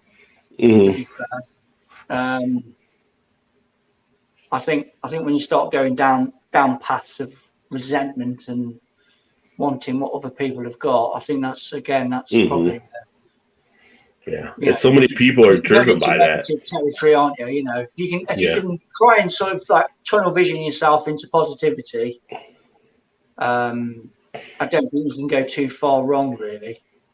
But I will put my hands up, and I have drifted off down that negative path a few times. I think we all can at some point. Definitely. Yeah. I guess she's saying something like that brings you kind of back to reality. It's kind of like, you're going to be having the worst day ever, and it's like if you say, well, I can still do this or that. It's like, I got upset like a few months ago. We had to get a new furnace for the house, right? And it was like the furnace went out, and it was like, oh, she's like, but we can buy a new furnace. I'm like, yeah, but I want to buy it. She's like, no, just then you don't want to buy a new furnace, but you can buy a new furnace. Some people couldn't buy it. That would be the end of what they can do right now.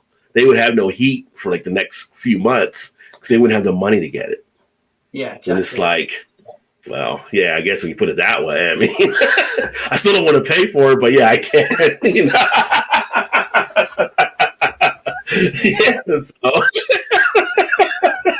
So he said the wives are using your counterbalance and stuff. So, she keeps me in check when I need to be in check for sure.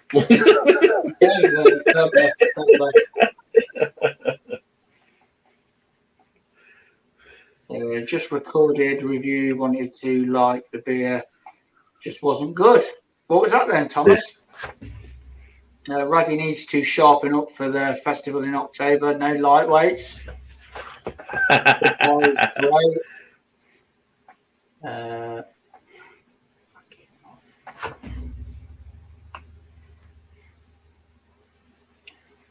definitely need a new laptop. Well, it's funny. There was a comment there that Adam had said Morgan Freeman reviewing Mickey's grenade malt liquor. Now that's money. That would be a good one. He could review anything, though, couldn't he? He could actually review anything. Tom B had asked, "Have either of us had the famous Westford Lurton top rated beer?" I have not. Have you had that one? West Flexing 12. I guess, yeah. Yeah. That might be one receipt, yeah. Yeah. I did that to celebrate my 5th year on YouTube. Yeah. It was really good. It was a really good beer. As a quad goes, it was pretty good. Maybe a little bit of hype connected to it, obviously, for what it is, but it was good. I enjoyed it. I'll have to see if I can find that one. Yeah, Raggy, right? Denzel be another one that has a distinctive voice too. Yeah.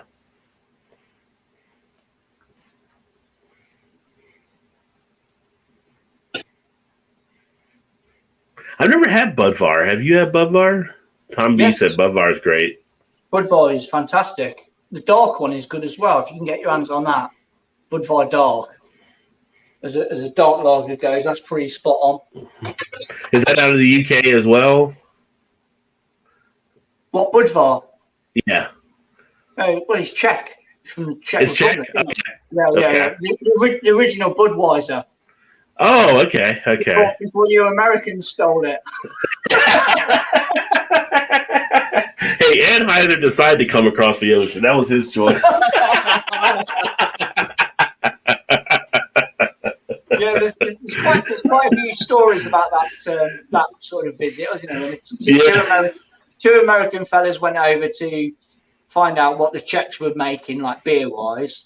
Mm-hmm. Got friendly with a brewery, found out the recipe, managed to nick it off them, and then buggered off back to America and started making themselves. Sounds like capitalism. Yeah, pure and simple. That's capitalism right there.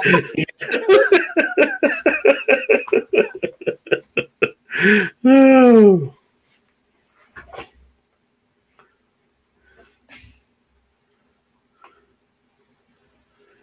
Let's see. Yeah, you're in charge of comments, Rod, even though it's my channel. Oh, I do. Okay. Well, Raggy said everyone meeting on Friday in Nottingham for Robin Hood Festival would be awesome. Yeah. Hopefully that all goes to plan, to be honest with you. Scott French Hall says, thanks for the kind word, guys. Much appreciated. Well, definitely. You guys keep doing what you're doing for sure. Negan said, like I said earlier, I'm down from Thursday to Monday if you want a beer somewhere. I think Negan was... Were we talking to Thomas or Raggy? Oh, yeah, I'm with you. Let me see. That was Raggy. Raggy said, yeah, we'll meet up with as many as possible over the weekend and look forward to it. But Negan reminds me, I haven't watched the new Walking Dead yet, so I need to watch the new episodes at some point here. Paul Greenwood, looking forward to it, me and my brother-in-law getting trained from Warrington on the Friday. Cool. Nice. Lots of collab reviews, indeed. Yeah. No, I do quite enjoy doing these collab beer reviews with other beer tubers, because it's something that I'm not normally comfortable with doing, to be honest with you. But it's nice It's nice to do them, and I do. Yeah. I do get a little bit nervous before I go on, but then I think, well, what was I worrying about? I know you. Yeah. I know you all too well, Rod. Yeah, like I think it's it's. I don't know when you're doing a collab, it's kind of like I like them because, in a way, it's a matter of what you're feeling and what I'm feeling. Are we on the same wavelength? Do we see the same things about a beer, or what did you pick up that I didn't pick up, vice versa? So doing a collab type thing is great in that you can identify areas where maybe one picked up. So because our palates are different, right? And as we get older, you lose taste buds. So the palates will shift over a period of time. Yeah. So that's always kind of a cool thing when you're doing a collab to see who's getting what out of something. It's like I had a review one time and I was going through saying something to someone that commented and they were like, "Oh, it sounds like baby aspirin." And I was like, baby aspirin. Perfect. Because when you think that's just what it tastes like. It was like a baby aspirin, So you doing collabs allow you to see these type of things. Yeah, I think we're both singing off the same hymn sheet regarding this Westmalle trip. But I think we both already enjoyed it. To be fair, I think it's yeah, a good beer, a nice sort of collab combo, shall we say? It's worked for me. I'd definitely try it again. Anyway, I know that. Yeah. If I've ever come across the 2 beers again, and I've got 2 spare beers going, then I would gladly pour them into the same glass again because I've really enjoyed what I've got out of it.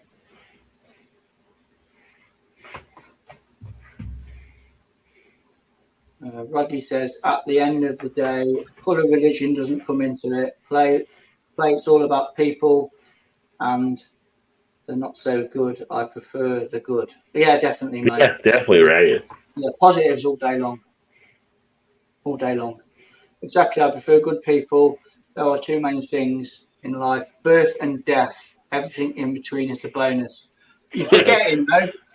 Taxes.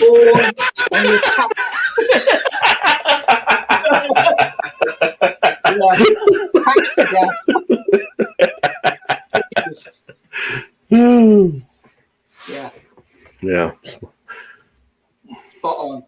Radley's beers and wines and spirits, says Wayne. So, Rod. Hey, Stodgy, what's going on? Cheers, my friend. It's been a while. Stodgy, good guy over there. He actually does some different stuff on his channel, and he does some gaming type things as well. But Stodgy was actually all over me until I finally did a mead review because he wanted me to do this mead review that I finally did. So he's a big mead fan. Yeah, I need to do some more meads. Mead's pretty cool, actually. Yeah. Oh, yeah. I had a great mead that I did a review on, and need to do some more of them. But yeah, nice little honey wine. Is it the oldest alcohol beverage in the world, mead? I think it is. Is it? Because beer goes back, they say 5,000 BC, but maybe mead goes back as well. I think mead come before it, Of course, beer went through the Groot stage as well, so I don't know if Groot counted as beer.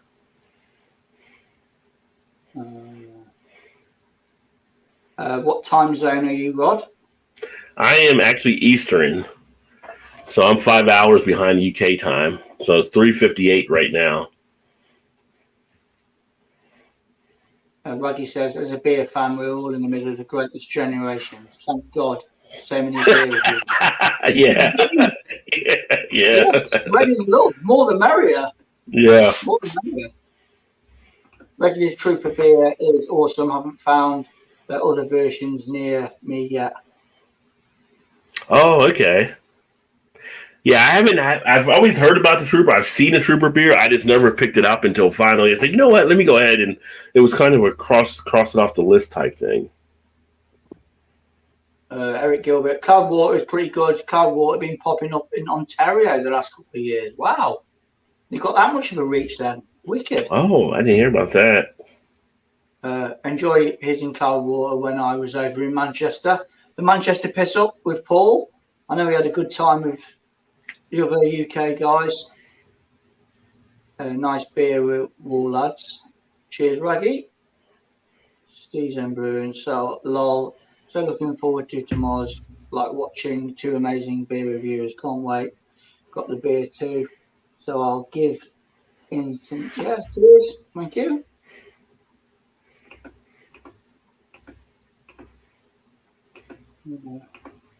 I may live in Chuck in the Woods.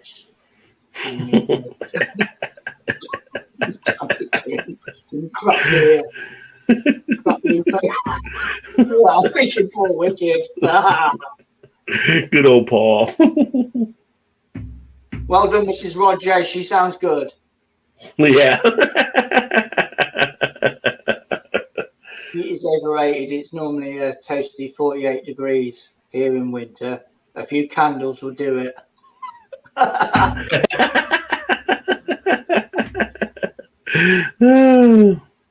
He has the Westie 8, but not the 12. I haven't had the pleasure of the 8. Is that the blonde? I haven't had the Westie 8.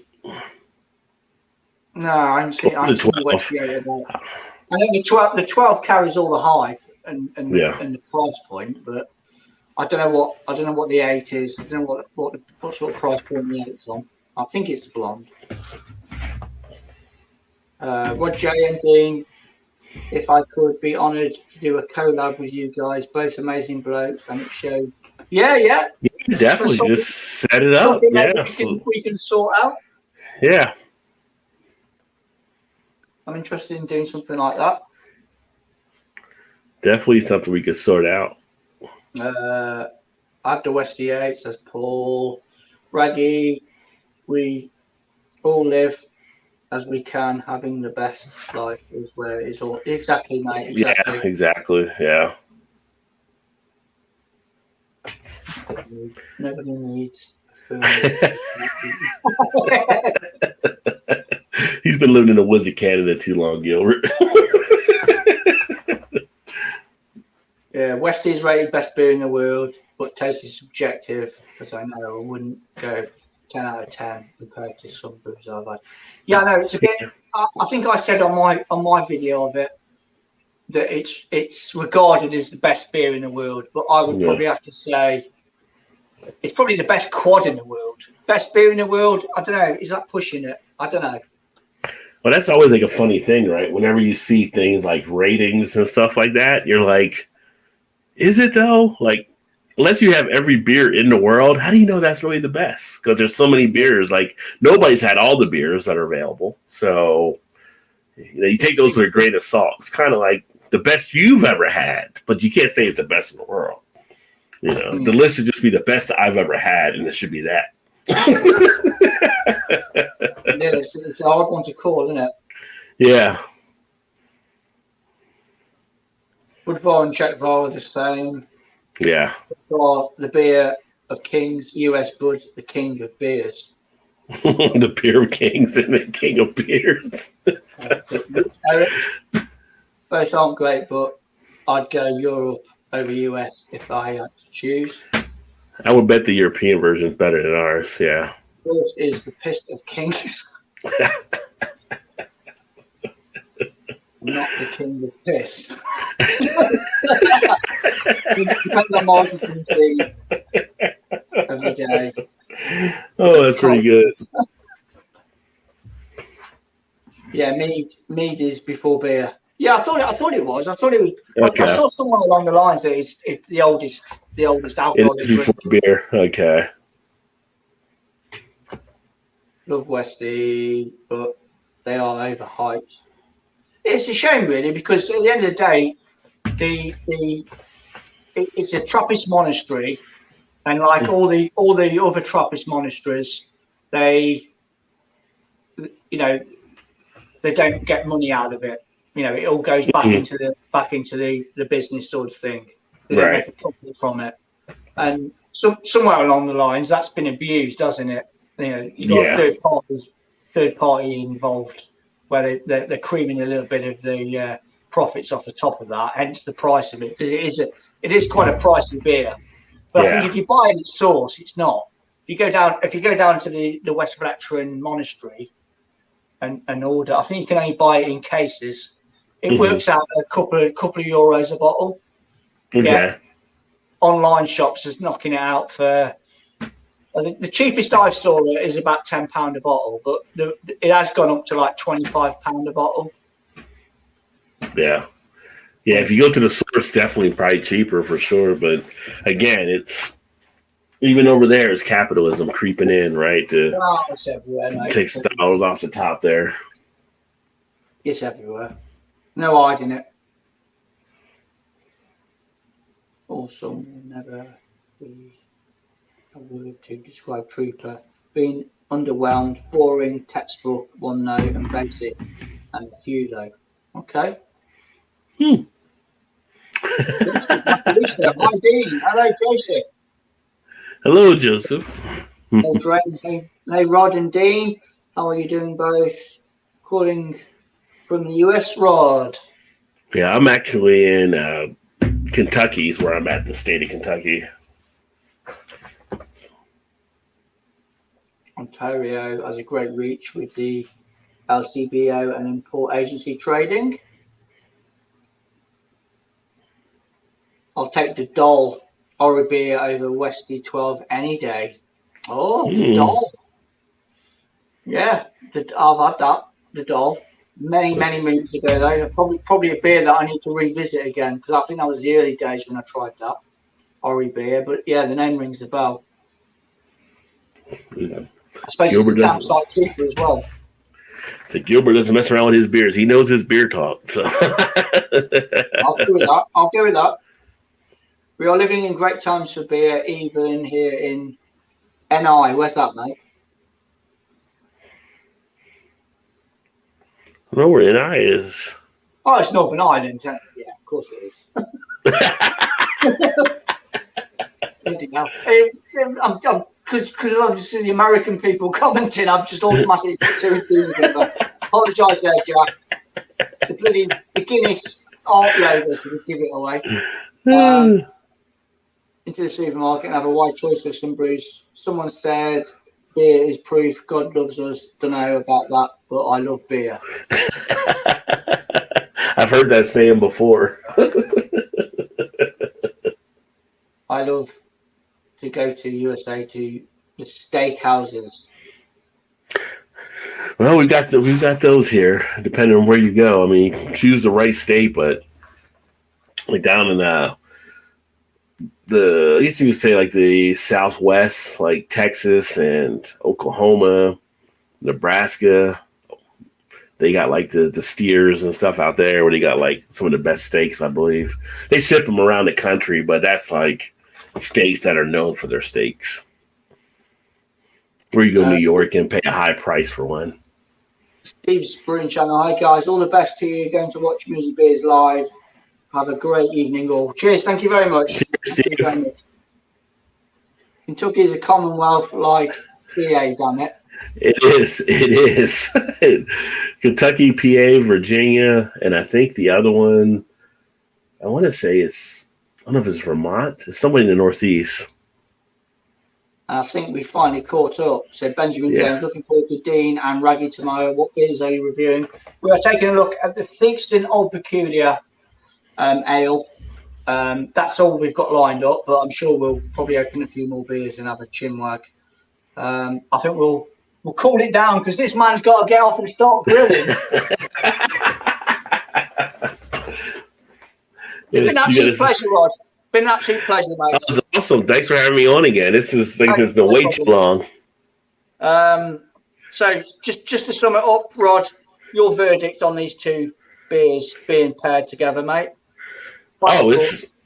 It's solid. I mean, it's a great merging of the two flavors, and for me that loves Belgian ales, it definitely hits on all the key points, and would definitely recommend it. I mean, if you give it a letter grade, I guess you would give it an A+ or whatever, but it's solid. It's good smoothness, great flavor, and an enjoyable drink.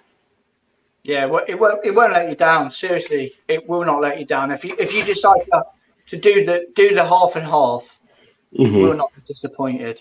It's a fantastic combination of beers. So yeah, we're gonna call it a day. Thank you very much. I do apologise for lacking on all the comments, but I really do appreciate everybody that stopped by to take a look at this video. Big thank you once again to my pal over across the pond, Rod J. Much appreciated, mate. You're a good chap. You're a good chap. You too, my friend. You too. So until next time, we'll come up with something again one day. It'll happen. Yeah. Everybody stay safe. Take it easy. Ciao for now. See you later. Cheers, everyone.